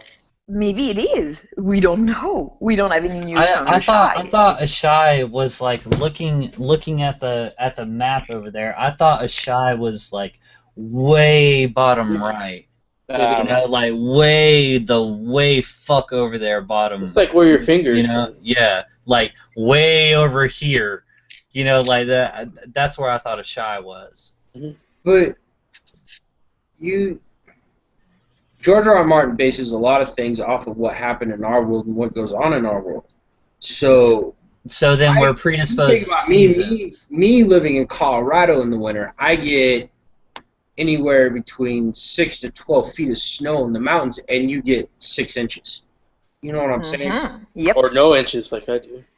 Yeah, or nothing. I don't get any either. I live But like- do you see what I'm saying? very south. But do you see what I'm saying? It still gets cold, though. The temperatures still change. Yeah. So what's to say, even then, they might come south. Yeah, when they come south enough, the snow might start falling at that point in time. But what's to say the temperature ain't going to change just because of the change of the season? That's what I'm saying. If the season's going to change, the season's going to change. But these people have a fluctuation with the power of the change of the season. No, yeah, there's like 5 different times in the books to where we feel people being like, oh my god, yeah, it was totally cold, but now I'm like extra cold, and then the whites show up. Yeah. You know, the only reason that they have a chance to even get on that ground is It has because to be winter is coming. Yeah. You know what I'm saying? And winter has progressed to that area. They are subject to the seasons. Yes, exactly.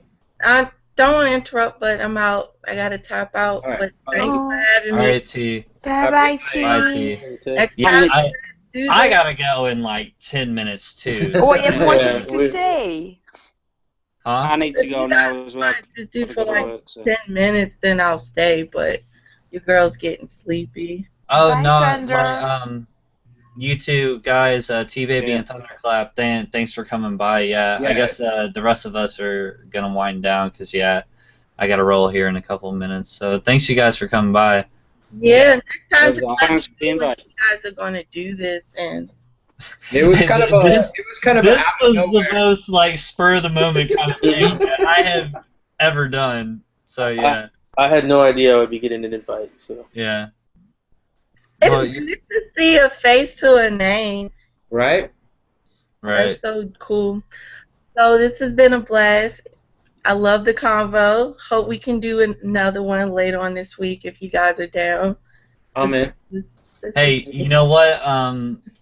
Wednesday night, I do not work Wednesday night, so there's a possibility that we could just we could do some stuff. So I'm enjoying this shooting the shit and everybody else just giving their own opinion. Yeah. This has been fun. yeah, Yeah, like we should create like 5 questions we would want to ask each other and go through it like that, and then you would like spill over to the comment section. I'm just curious what questions you guys would come up with. All right. You sure you want to think about what questions I would come up with? Yeah, I was gonna say there's some heavy hitters sitting all right here. I don't know, cause I'm curious. You guys might have a question where it's like it's stumping you and you just can't get over it. Yeah, We're supposed to help each other out with this. Exactly. I agree. Yeah, so definitely that's something dope to do. yeah, and it's like either we're gonna help each other or we're gonna help each other debunk each other. Yeah, exactly. You know, it's like pick one because it's gonna happen, either or. Yeah, I feel like you can't. It's hard to come up with a theory that has not been done, because I don't know how many times I thought I came up with something brand new and I go on Reddit and it's been done years ago and everyone's done it. So I don't know if I'm gonna be able to come up with a brand new theory, but I could throw something. If you what got if questions, we'll definitely try to debunk it. Yeah. There's always what if questions, like what if this, what if. Yeah. What if exactly. questions are fucking great. And that's I love exactly what what we're doing right now with the White Walkers. It's a whole what if. Yeah, so I think we should at least think of like 3 good what if questions. All right. Sound cool? I'm out, so All right, Thunder. Let it thunder. All right, see you, Thunder. thanks for the invite. See you, buddy. Have a good night, bud. All right, y'all. I'm gonna follow suit, but thanks for having me again. It's been real. All right, T. All right, see you, All right, T. y'all. Bye, T. So yeah, I found my quote on the Faceless Man. So let's finish about the White Walkers, and I want to harken back to Pitbull style, harken back to that. Okay. So no, I think like so to go back to the seasons in Westeros, we have the Maesters who are there, to like work on the season and spread the word. Everybody knows winter has arrived because they received a white raven. They don't have that system in Essos. Maybe we're gonna find out that winter has arrived in the Dothraki Sea once Dany gets back there. Like, we just don't have the info.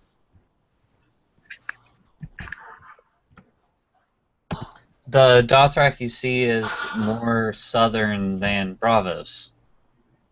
Yes. Yeah, but I mean, we could. We need point of view. Bravo's pretty much lines up in near those the fingers, doesn't places it? to. I don't know. Hang on. Hold on. Kraken's got the map. I thought Bravos lines up near the fingers, and Bravos is generally the highest point of Essos. Yeah, and then it Bravos. bundles down Bravos like that. is here, Yeah. and so it would just be a straight line here. Yeah, But that the could be kind of Dothraki Sea. It'd actually be kind of a curved line if you're looking at it from. Never mind. No, wait, Jerry, what were you saying? Huh? What were you saying, the curved line? I'm curious. Oh, just like if you ever look at a globe, it's like Yeah. it's a sphere. So if you kind of like if you look at longitude, latitude, it looks like that. If you Okay. look at it like on a two-dimensional map. All right, so Anne, what were you saying about the Dothraki Sea?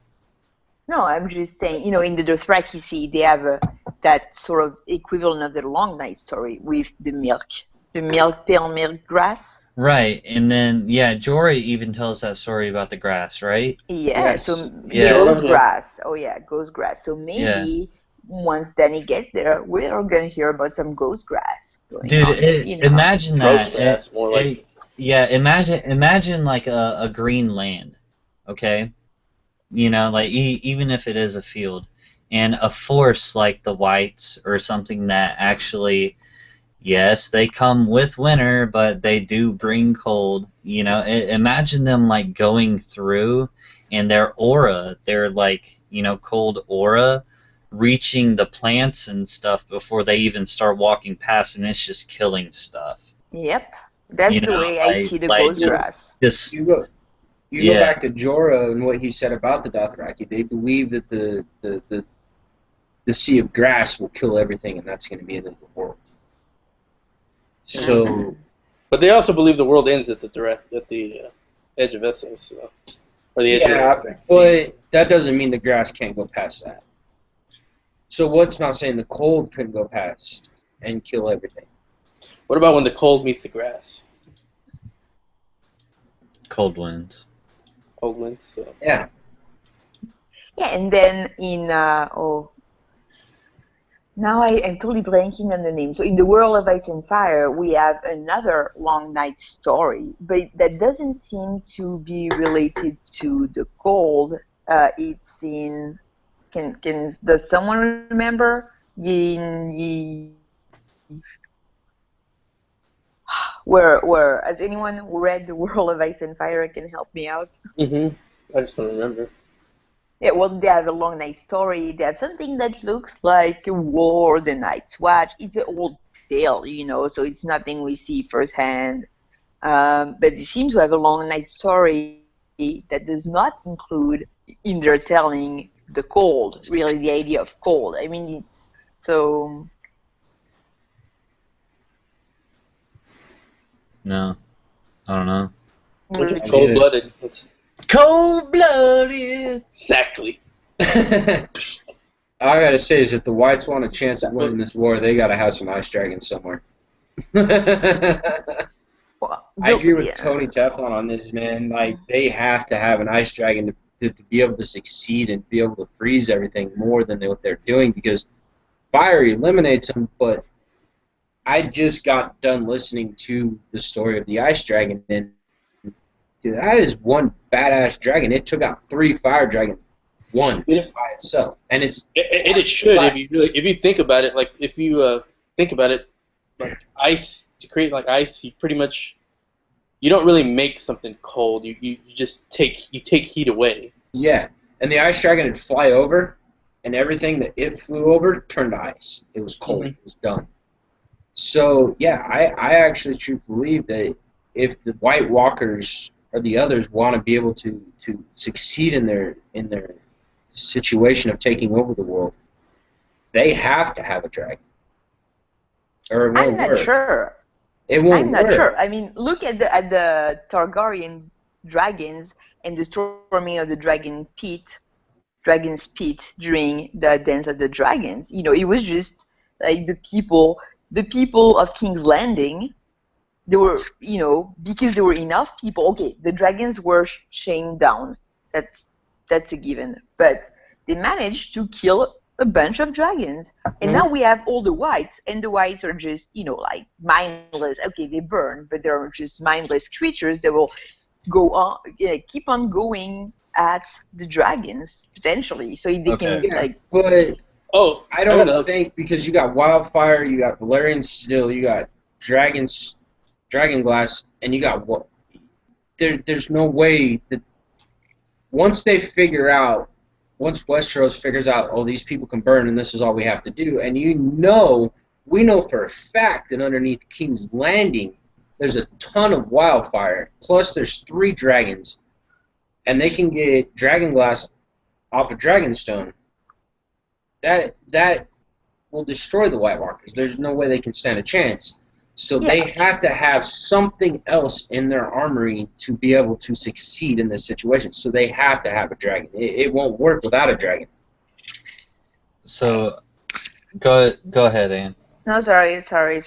I'm not sure wildfire could be. I mean, it could be used around King's Landing. I don't think it's safe enough to be carried up north, like on the bad roads. I think it's too dangerous. The alchemists say how volatile the substance is. So I think it would explode before reaching the wall, technically.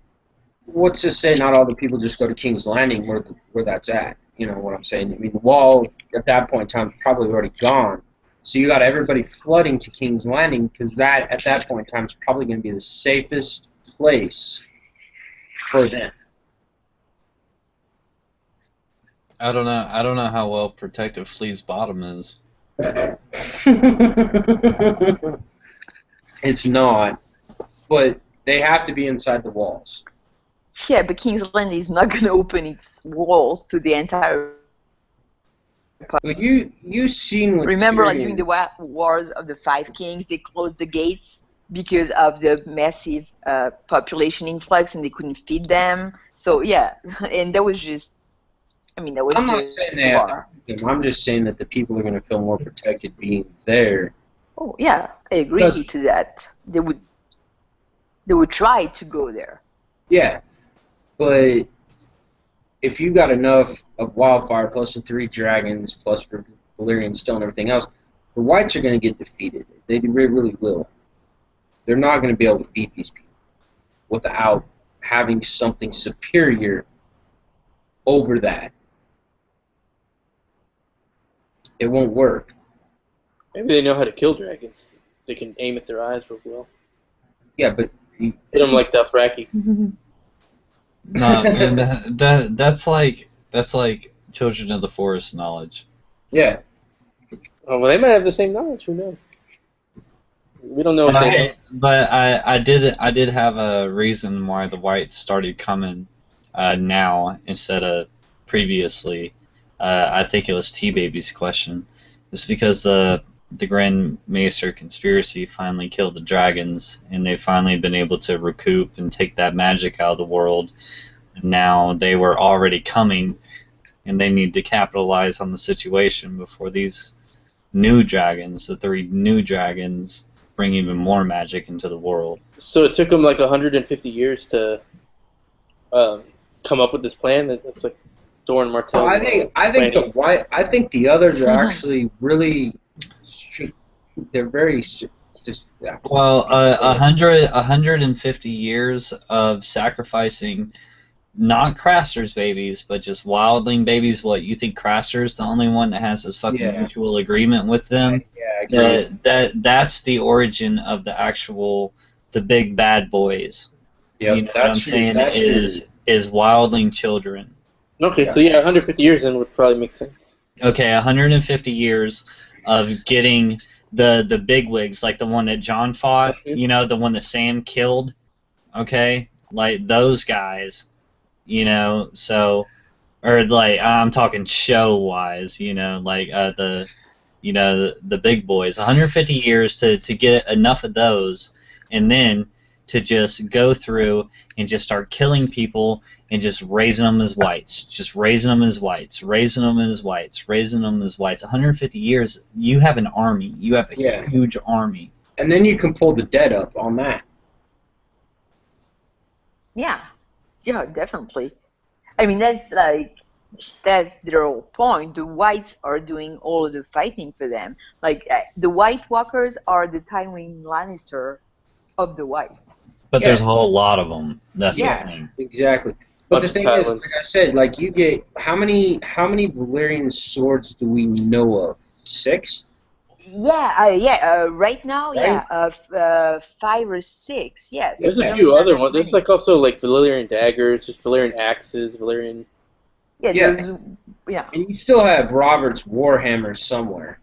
No, Is that it's Valyrian? like I think the major point of that asking about the Valyrian stuff is literally according to like the king and whatnot, or like who's in charge. How many of those things could you get your hand on? Yeah. You know, that's like 5 or 6. Yeah, Well, exactly. you have the If Iron that, if Throne. that. Yeah, And if people that. know how to reforge Valyrian steel. I mean, Tobomoth knows how to reforge Well, he Valyrian had steel. Tywin had to go across Essos to find a guy to reforge it. To make Well, yeah, but Sweet, you also said that okay. Let's hypothetically take John and Tormund in the Hard Home episode of this last season of Game of Thrones. Just take that scenario of those guys running in. I think Anne proposed that if you put 12, let's just say hypothetically that you had the King's Guard of King's Eyrie, Sir Oswald Went, Sir Gerald Hightower, Sir Arthur Dane, Sir Barristan the Bold, all those guys, all wearing and yielding Valyrian, swords. You take those 12 guys and put them in a little, like fucking Spartan area, they will win. Yeah. Because all they have to do is hit you once. You know what I'm saying? Like, and those skilled explode. swordsmen, yeah, would then just annihilate basically that entire army. Yeah, it might take them a couple hours to do it, but it's not like they're fighting this massive fight against this one person. Like, it's the end of a duel. You know, it's like all you got to do is like hit them and they're dead, hit them and they're dead, hit them and they're dead. You know, like eventually that group could clear them out. I agree. And you said that. You said that on Twitter. You didn't even say that on a fucking video. So, like I said, I think the Sounds Whites like I need to get more active with Twitter. I think the Whites have to have something. The others have to have something else up their sleeve to be able to win this war. No, like, okay, other than an ice dragon, JD, I know where you're going with this, but, like, okay, and I'm gonna go back to the show. I hate to do it. I hate to go back to the show, but, like, when Jon caught the dude's, you know, like, spear coming down, the shock on his face, you know, like, the white, like, or the other, he was like, holy shit, this just happened. Fucking kidding me, you know? Like, yeah, Jon punked his ass out. Yeah. You know, like, and right then and there. But it was a hell of a battle. It wasn't like it took Jon a minute to get within a chance to strike him. I mean, Jon was pretty much almost dead by the end of that battle. Yeah. I mean, he was crawling on the ground after he killed that guy. There's a little plot convenience with that fight. The White Walker took it a little easy on Jon at the beginning, or he could have probably. Yeah. He really wanted to. He could have killed like him right away. that 6'5" thin. Got his ass whooped. That's like a cannibal. No, he didn't even get his ass whipped. He got his fucking axe shredded into ice shards, and then he got stabbed in the stomach. Yeah, like, he didn't have his chance, dude. And he's just taking his time going after Jon. He's like Jason or Michael Myers, just slowly moving. And the way they wrote that episode, because after he killed that thing, his ego grew. You know, he got cocky thinking, okay, there's nobody here that can stop me. And then he swung his sword and Jon stopped it. And he goes, really? What the fuck? Oh, shit. I got to fight now. Yep. You know? And that's what he's talking about. That look, when Jon stopped that freaking spear, he just kind of like, he looked and he's just like, wow, that actually happened. Okay, now I got a fight on my hands. But I think he still thought he could beat Jon, and it didn't work out for him. Nah, that's like after his shock, man. Like Jon, too much hubris. Well, hubris. Jon with his training, trust me, I think that Jon had more like actual skilled training, in sword fight than that guy. Like it showed right then and there. That guy's dominant feature is like, hey, I'm just gonna like slash at you and just like you know like annihilate everything that you have going on. You know, and then it's like the minute somebody blocks his punch, it's like he doesn't know what the fuck to do. He just gets KO'd. And dude, the others need the first sword of Bravos. Yeah, it's oh, like yes. It's like his heavy right hook didn't work anymore, so you no longer have the upper hand in the fight. It's like somebody just keeps it's like jabbing. What's his name? Floyd when he lost to Ali. Like he was always overpowering all these other boxers, and then it didn't work on Ali, and then boom, he went down. Same thing. What'd you guys say about the first Sword of Bravos? No, I like that JD, arcing back to Bravos. I can harken back to the Faceless Man. I'm just trying to go back to my Faceless Man, And is that do you want to go down the road of doing the Faceless Men? Like, do you want to I just want to give the quote that we were discussing earlier. Yeah, about how the Faceless Man changed, like how it actually looks. Yeah. Okay. It's just because I found, I said I had to look for it, and. Oh, you found it. Yeah. Well, okay. Yeah. Otherwise, I wouldn't try to go back to it. So that's Arya's description. So Jaqen says, "A god has his due, and now a man must die." A strange smile touched the lips of Jaqen H'ghar. "Die?" she said, confused. What did he mean? "But I answered the name. You don't need to die now." "I do. My time is done." Jaqen passed a hand down his face, from forehead to chin, where it went and where it went, it changed. The cheeks grew fuller, his eyes closer, his nose hooked, blah blah blah blah blah. I'm cutting through the description. Arya's mouth hung open. "Who are you?" she whispered, too astonished to be afraid. "How did you do that? Was it hard?" He grinned, revealing a shiny gold tooth. "No harder than taking a new name if you know the way."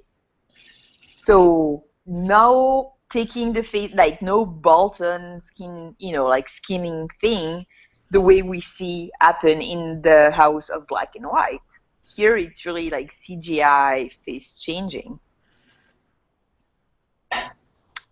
So what about the gold tooth? Like when I hear about a shining gold tooth, I think about Dario. Oh. Dario's a faceless man there. Yeah, no, I mean I skipped through the description, so. No, I mean seriously, like a shining like ding, like that's fucking Dario to me. Oh, don't Dario faceless man me. Not now. We don't have enough time for that. I mean, like I'm just saying, like that's a parallel. It's like a similarity. It's like saying that Darkstar has that silver streak going through his hair. It's like what that person has going for them. It's like that standout characteristic. That and yeah, a crazy beard and like crazy dyed hair.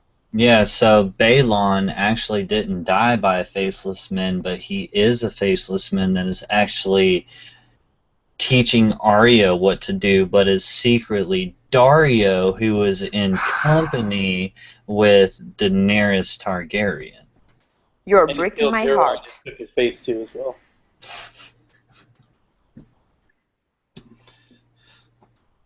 All I'm saying is that I'm very, very curious to understand how changing faces work, because we have two contradicting experiences explained to us in the book. I want to know more. I agree. I do too. Hopefully it's like Face Off, that movie. Dario is Jaqen H'ghar. Yeah. You think so? Dario's Jaqen H'ghar and Euron. Yeah. Oh, yeah. JD, you just missed it, dude. She talked about Jaqen taking his face off, about how it was all like like very fluent and CGI-esque, and then he had a twinkling gold tooth, and right. whenever I think of a twinkling gold tooth, I always think it's fucking Dario. So I was like, wait a minute. So wait, hold on. You believe that what Dario's done over in Essos with Dany, while Euron is over in... Oh, no. So hang on, you just added a new piece to it. So Euron characters are the same. Listen, Euron has been impersonating Balon forever. Okay. Really? Euron killed him a long time ago, and the Ghost of Hideheart is now finally seeing his death, which was faked. So now it's Euron now came out of being Balon because Euron is Dario, and then Dario has a shining tooth that was, which is a characteristic of Dario, but Jaqen just revealed his true face, who has a shining tooth, and so he's also been in the company of Daenerys Targaryen, who is now missing in the company of Daenerys Targaryen as a sacrifice or a gift to these people in good faith. So Dario is no longer in her company, so he's able to go back home and be Euron, and then unite the Iron Islands, and then send his little brother he has interaction with dragons, with a dragon horn, that as a faceless man, somehow he was able to... Do you really think these timelines meet up? And he's a secret Targaryen. Yeah. Fucking hype everywhere. No, man, I just hyped the shit out of that. I can't put the Dario. I'm not saying Euron's not a faceless man and he could have played with the Balon. That makes sense, but I don't think Dario is Euron. I think they're two separate people. Yeah, I don't buy that theory either. I really do. I think find Dario's it his kind own of funny, person. but I I think don't buy it. Euron's his own person. Yeah. I'm sorry. I don't believe that Dario and Euron have any connection because there's no way Me neither. I was that just they hyping can it up. flash like that. Everybody is their own man in this thing. Yeah.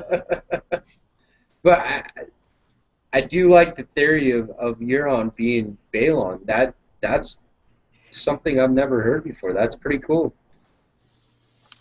Because Euron is a Stumble upon it. faceless man of, yeah, and But blah, blah, Super blah. isn't he like a Targaryens. warlock too because of his blue lips because he's been drinking the nightshade? No, he doesn't become a warlock. He's just drinking this badass psychedelic that these warlocks have been given. It's like the LSD of Westeros. Yeah. Well, the warlocks are just, like, in my mind, just the guild that drinks, the shade of the evening. So he's not part of that guild, but he could have the same. Blue PCP. So, Sue, I got a question for you. The dreams or the sights that Danny saw in the House of the Undying, because I was by warlocks. Is there magic real or was that just all fake? Well, no, I mean, it could be. She drank shade of the evening, so it could be the effect of the drug. Does that induce visions? Okay. I don't know. I don't either. That's what I was asking. Lucy and It's- diamonds. Well, Victorian even drinks Shade of the Evening during his travels over to Marine. That's why people think that like his landing on the Cedar Isles to with all the monkeys and stuff, he's the only one that actually sees the monkeys. You guys know that, So right? he's tripping. Yeah, I know. Yeah. Mm-hmm. And like he's like, oh, these fucking devil beings. He's like, okay, sees that rotor over there, like. He's like Billy Madison seeing the penguin. Yeah, you know what I'm saying? Like that's a theory of people. Like that is legit. Like when you drink that stuff, you fucking trip your balls off. So and then like I start to think, I was like, how are you even gonna put a guy that drinks that like dominantly, like that's his drink? How do you Purple put charge, him blue drink. in charge of the entire Iron Islands? Because they're all a bunch of idiots. It's not purple drink, it's blue drink. Yeah, no. See, it's like, Sugar water blue. yeah, it's like in a shamanic. I'm sorry, I'm starting to fall asleep again. Like in a shamanic ritual, like if the priest will drink those like hallucinogen things, but he has a training, on being prepared for it. So it's a little bit of the same thing. Like Euron probably has been trained to drink it, Victorian has not. He's built up a tolerance. Because of all of his travels, like he pulled a Dread Pirate Roberts, and like he's been forming an antidote over all these years. It's like Not an antidote. He's just trained on how to. Just an immunity. He's not immune to it. He's trained on, like, how to. Handle a trip? Yeah, exactly. Handle a trip. But I think, yeah, exactly. And Victorian is not. He's like Keith Richards. Keith Keith Richards cannot be killed by normal forms of weaponry. They should get Keith Richards. Now that I mention that would be great if they had Keith Richards play Euron. Oh yeah. No, dude, you can't have Keith Richards being Jack Sparrow's dad And Euron. and Yeah, why not? you Sounds know, great. like he just comes in and he's like Nightshade. Like skips out. Fine. Like, We'll get Mick Jagger then. No. No. Fuck the You Rolling cannot- Stones. I agree with Kraken there. You cannot do that. No. It ain't gonna happen. Yeah, it's like okay after It that happened, happens. and we all let it happen. Yeah, and you're talking about the David Bowie. You're talking about the David Bowie and Mick Jagger dancing in the streets. That's exactly what you're talking about. He was like, we saw that happen, and we let that happen. That happened, and we all let it happen. Dancing in the street.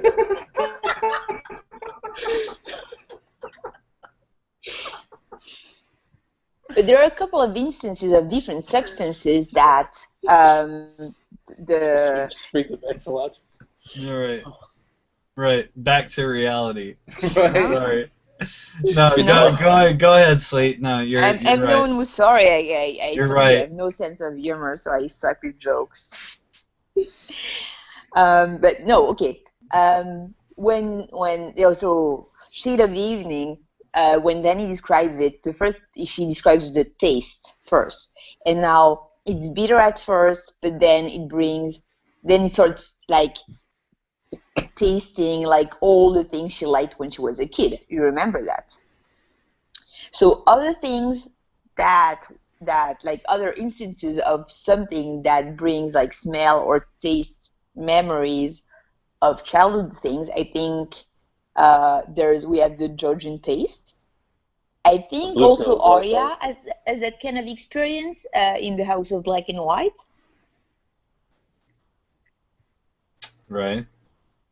So yeah, I mean, like there seem to be a bunch of like in a bunch of places they seem to be using the same type of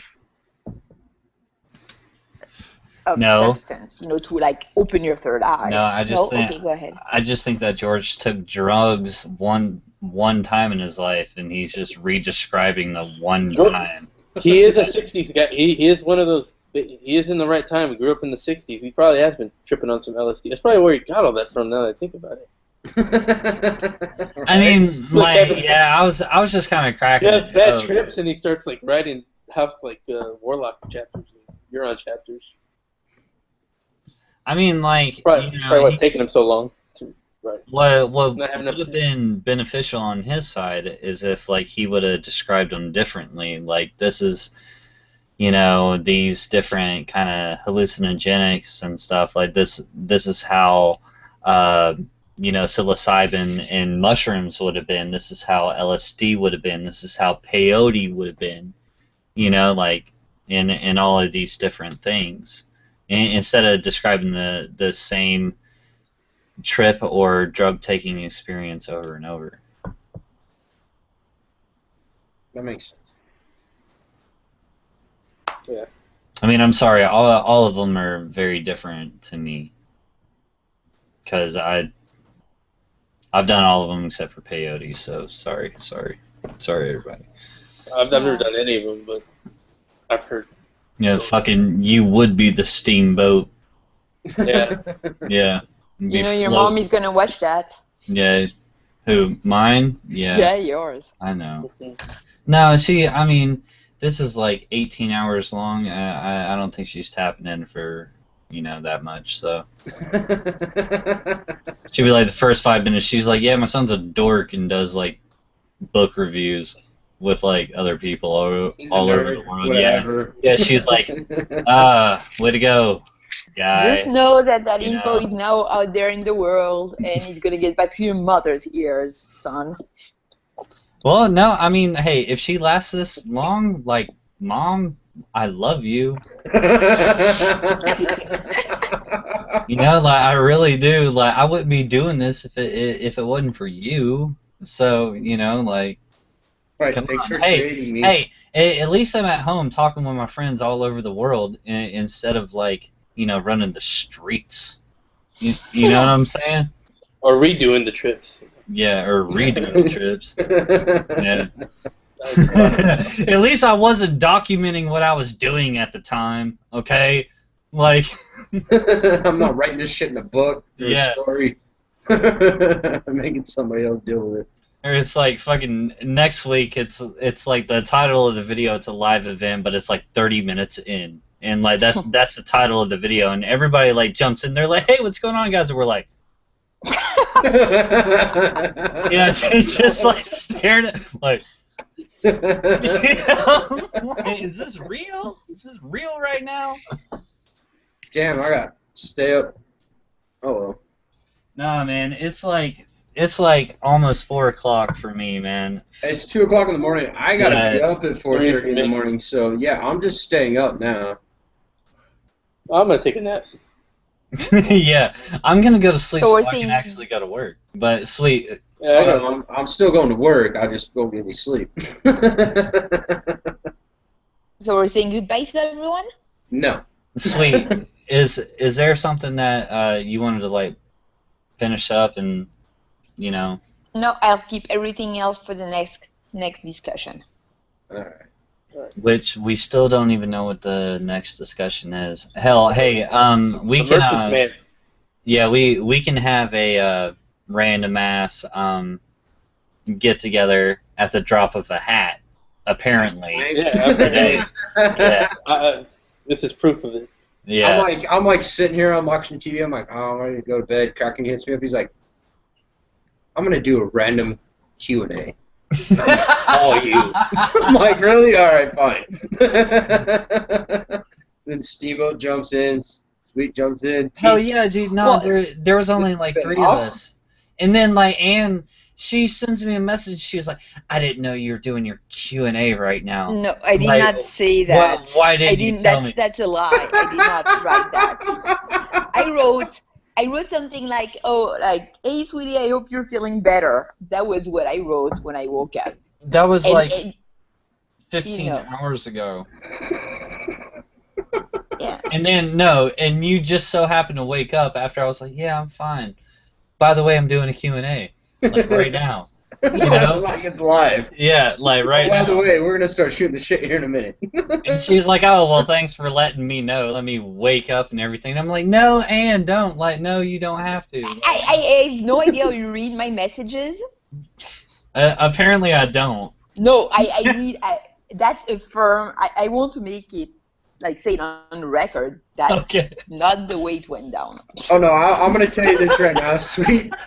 I sat on the phone with him and LT for what, 2 or 3 hours, just sitting there drinking and bullshitting before this ever went down.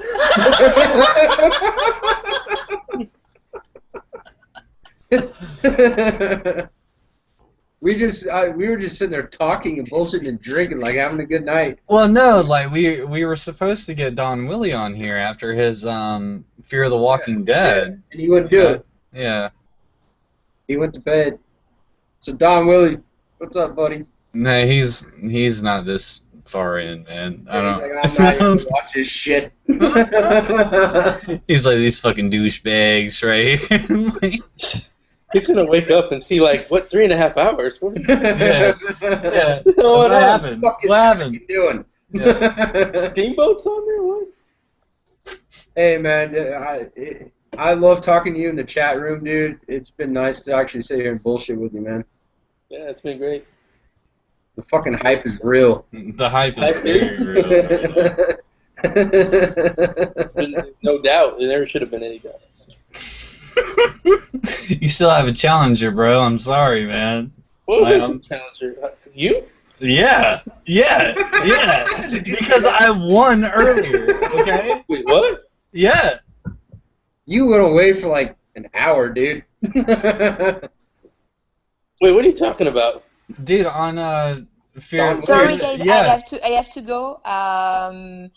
So I'll say goodbye to everyone. If you're still here, even offline, I'll try to get back in. It shouldn't take me more than 5 minutes, but I have to make a phone call. All right, sweet. All right, bye. That's- Goodbye, Bye, everyone. Oh no, I left because I didn't want to hear spoilers about the Fear the Walking Dead. I just came back and looked at the chat. And Oh yeah. Yeah. Like, when I got in there as Hype Productions, I straight up. He was like, "Hey, I'm Don Willie." I was like, "Pause." You know, but like I was in there as Hype Productions, and I was just like, what's going on? What's going on He's here? like, "What's You up, know, like, Jerry?" yeah. I was sitting here like, hello, I thought Jerry. I thought my Tywin quote was pretty good, and you're like, "Is that? Did you just reference the guy from Slipknot or Yeah, Corey Corey Taylor?" No, it was Tywin. No, but see, that was us. It was me and Justin over here laughing our asses off, and I'm like, dude, I'm going in at Jerry right now. You know, like, I need some help, guys. You know, like, and they were like, LT, what did he say? No, LT was fucking no good because he had taken like 18 shots of Stauza tequila, and he's just sitting there Was just he like cracking? passed out. Yeah. he was laying on his bed, dude, eyes closed, talking to us. But like it's his birthday, which I don't fucking blame his ass. Yeah, you me know? neither. Yeah, so like we were toting him around his house, you know, like he would just pick up his phone and just like go somewhere and just like set it down and just be like, hey guys, you know, and we're just like, yeah, whatever, LT, glad you're here. You know, like anyways, like fucking the hype master over here is like talking shit, you know? It's like, what'd he say? What'd he say? What'd he say? And I was like, nothing, yeah. You know? Like, We were having fun, Nothing, man. yeah, but That's if what I we love. poke the bear, it'll come out. That's what I love about this community, man. Is we can just have fun. Yeah, this community is full of fun and good people. Yeah, dude, it's full of hella good people, man. I didn't think you were gonna come on, dude. Like honestly, or like you or Thunderclap, you know, like I send invites to a lot of people, or like they say they want to actually do something, you know, and But like it doesn't participate, and it doesn't happen. You know, like Justin. The whole reason that Justin and I talk is because this motherfucker pulled me aside and was like, "Talk to me." Basically. You know, like fucking let's do a video or something. Like Jerry, you've been on Justin's channel, right? I've watched his videos, yeah. Yeah, Yeah. and we're doing the whole Sam the Slayer thing. Have you been trying That, that actually, out? I haven't checked. I've checked out all your short videos. That's the long one with the. I think it was UNLT. Yeah, me, LT, and then we got another one with us with Don Willie, and yeah. Mm-hmm. Yeah, I don't think. I think that one I haven't quite checked out yet. Check them out, dude. We did a Yeah. hell of a breakdown on those rereads. Okay. Cool, because I like Sam. Sam's my boy. I would make him hand if I was king. Sam would be my hand. We actually, I think we talked about that in the last. He's a lot like he's a lot like Sweet. You know, he'll go and research anything, like dig deep. Yeah, yeah. We were sitting there talking about it, and we were like, dude, we need to do a reread of chapters, and I'm like, dude, let's break down Sam the Slayer. Like, that's it. Mhm. That's the guy we need to focus on. They're like, why? I'm like, there's more to Sam than we realize. Yeah, oh yeah, he's like he's one of my favorites, and he's one of the smartest guys in the whole series. He just doesn't have confidence in himself to like go with what he's Hey, Sweet's saying. back. Hey, Sweet. Ah. Like he randomly will say something correct, but then he'll like cower and be like, "Oh, it's probably wrong." Like, no, it's correct. No, and dude, Sweet, like, Sam reminds me of, like, the last hero. Like, the only time he really has to fight is when he has to fight. The last action. He actually has to be pushed into The last a corner. action hero. Yeah, Like, there you go. Oh. He has to be actually pushed into a corner to do anything. What if like in next season we see like a different Sam and they're like, "Oh, he just made a lot of gains." I really want to see him go into his house. He's been with Gilly, making dude. gains in Old Town. Well, Dude, I no, wanna- I think Sam has been losing weight this entire time, and it's He talking should be. about. It's so cold Yeah. up there. You should lose weight in the cold. Well, he's losing weight up there in the cold, and MP Maester Payne is the first one that ever brought me onto that about him like losing a sword belt, you know, like it being too small, you know. And Jerry, I don't know if you've seen on my channel, but it was back in March of this year. Sweet was there, and Justin, I sent it to you last night, and I find it really weird that we're talking about this again, you know, but we did the Sam chapter in Bravos where he arrives with Maester Aemon, and there's a lot of just foreshadowing and just a lot of good stuff in there. It's like he meets Arya, and then at the end of it, he Sam the Slayer he doesn't get beat up anymore. He actually beats the shit out of like 3 different people, and then they finally have to like drag him out of the tavern. I'll put it on my watch later. Yeah, and then they throw him over into the canals, which is salty and brine, which there was also a smoky mist above the canals. So Sam the Slayer is like fucking Azor Ahai, you know, like in like all this good stuff, man. It was just so good, and it's like what is up was down, what is right is left.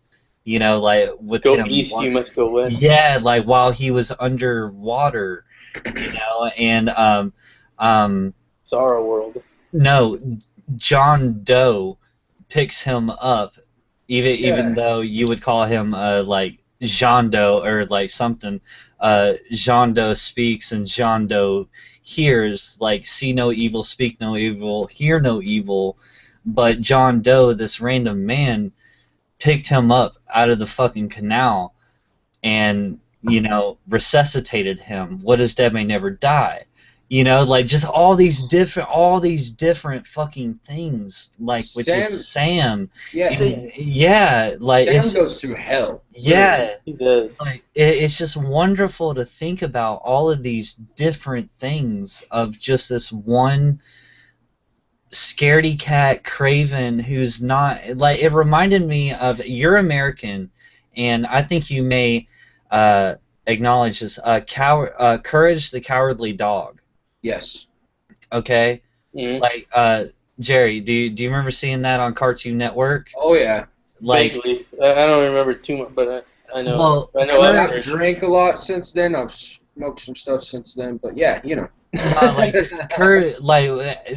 When I was a kid, Courage the Cowardly Dog, it's like all these different evil things were trying to get his like grandma and grandpa, and they were, you know, like normal humans, you know, like old man, old woman, but he was their dog, you know, and like he was just so scared shitless of everything. There was aliens coming, there was like ghosts and zombies and like all kinds of stuff. It was a little silly cartoon. Cracking, hold know? on. I'm gonna say right now, we have 4 viewers watching us do this shit at this time of day or night. This is badass. They're actually watching this, right? Well, sure they it's could not be the in 4? Europe. Mm-hmm. Right? But you're actually in the morning. They could be in Europe. I don't know. Yeah, it's almost 10 a.m. Nice. All I know is I gotta go to work in about 5 hours. Gotta be at work. Yeah, 5 hours. I have 4 hours. Work. Okay, so if Sam is Rahai reborn, Oh, I will wish he that was have true. to kill Gilly? That means he No, will have to kill him. I don't think Sam Kill his is mom. High. He doesn't have. I mean, yeah, okay, maybe. I would love think- for Sam to be Azor Ahai, and then like the explanation is he had the most gains the whole series. Okay, so let's put it this way: you have Most gains. 3. Whoever has the most gains wins. Okay. You got 3 different characters right now. Games That of Thrones is what it really is. It's not The Games of Thrones. You got 3 different characters that we're looking at right now. You have Azor Ahai, you got the last hero, and you got the prince that was promised. I actually think, now that I've gotten past it, I don't think Jon Snow is actually going to end up being Azor Ahai.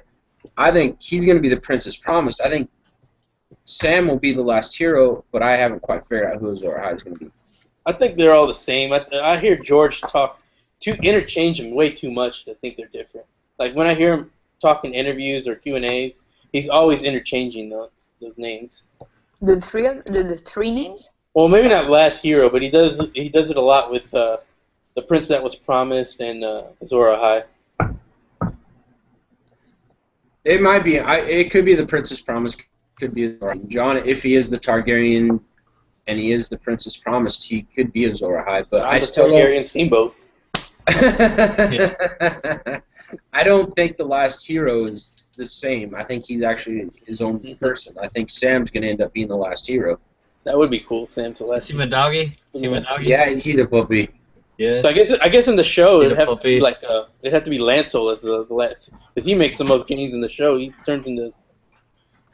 I don't like Lance at all. I never liked him He's either. a fucking punk, dude. You can't deny gains though. He No, did- I he can't got a lot deny of gains. I can't I deny thought that was a gains. different actor. Like at first he looked like Jay from Jason Mewes from Jay and Silent Bob, but then he comes But- back looking all tough and buff. Like what? Who's this You guy? go from this prissy little blonde character that's sleeping with his cousin to this hard-nosed religious guy. Okay, so right now, if I walk up to you in the gas station and I got these little teeny tiny, pork chops, fucking, and I'm talking shit to you, you ain't gonna think anything. But 3 months down the road, when I'm all fucking bulked up and I'm like, hey, give me your fucking biscuit, like. Well, I'm gonna tell you this right now. You come talking shit to me and you got fucking chops on your face, I'm gonna punch you in the fucking mouth. Like, really, dude? Fine, let's go do this shit if you think you're that big and fat. I was talking about my little bitty gains here. Mm. Not I said pork chops as my arms. I don't know where you got pork chops on my face. I'm really glad that you look at me in that way. Yeah. Way to go, dude.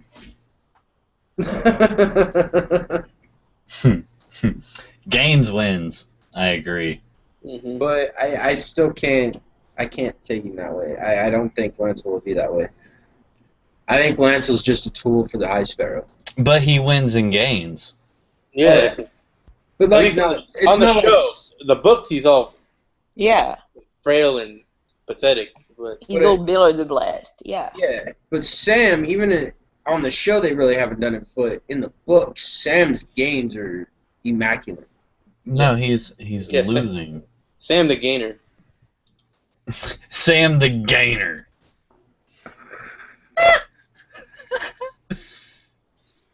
Dude, all right, Jerry wins. Jerry wins the whole hangout. I think we got to end on that joke. Damn it. Jerry the Gainer. Jerry the Gainer wins. It's 4 o'clock. Yeah, you're right. All right, Jerry, man. Thanks for coming by. Oh yeah, thanks for the invite, man. It was fun. Yeah, It was nice bullshitting with you, buddy. Yeah. and Yes. you're Oh. like you're like my best Game of Thrones friend. And thanks for coming by. No problem. All right. Yeah, I told you you didn't have to wake up for this, but you. Well, I didn't wake insisted. up for this. I wake up because of Le Chat. No, and the cat. No, it's not the cat's fault. No, she sent me a message. She's like, "Oh, I didn't know you were doing this. Hang on, let me get ready." I'm like, "Ann, calm down, Ann." No, I didn't. No, sir. Okay, like I have to restate the truth again. So the cat woke me up, and it was Okay. 6:30, and I was supposed to wake up, at 8 anyway for work, for possible work today. That ended up not happening. So I thought, yeah, I'm not going to try to go back to sleep. And I just sent you a little message, how you were doing. You said you were going to do that. And I figured, okay, just going to. I did not think that I would join the hangout, I thought I would just watch. It was great. We had everybody that was in the comment section there for a while got pulled into this video. It's been fun. Yeah. All right, everybody. Thanks for coming by, Jerry. We're gonna get you in on a reread. Oh yeah, We got to now. The Archmaester of hype. Right? Archmaester. It's all hype. Everything's Yeah. Hype Jerry Mr. J. himself. Yeah, Hype Maester J. Hell yeah. hype. All right. Well, I'm going off air, everybody. Shame on anybody that watched this whole thing. I hope you guys enjoyed it. I wonder how many views you'll get after posting this. Yeah, it's like, dude, I wake up tomorrow and it's like 8,000. And it's like, oh my god. The Hungarian. Yeah. It's just because of the Hypegarian game. Right? Yeah. All right, bye everybody. All right, guys.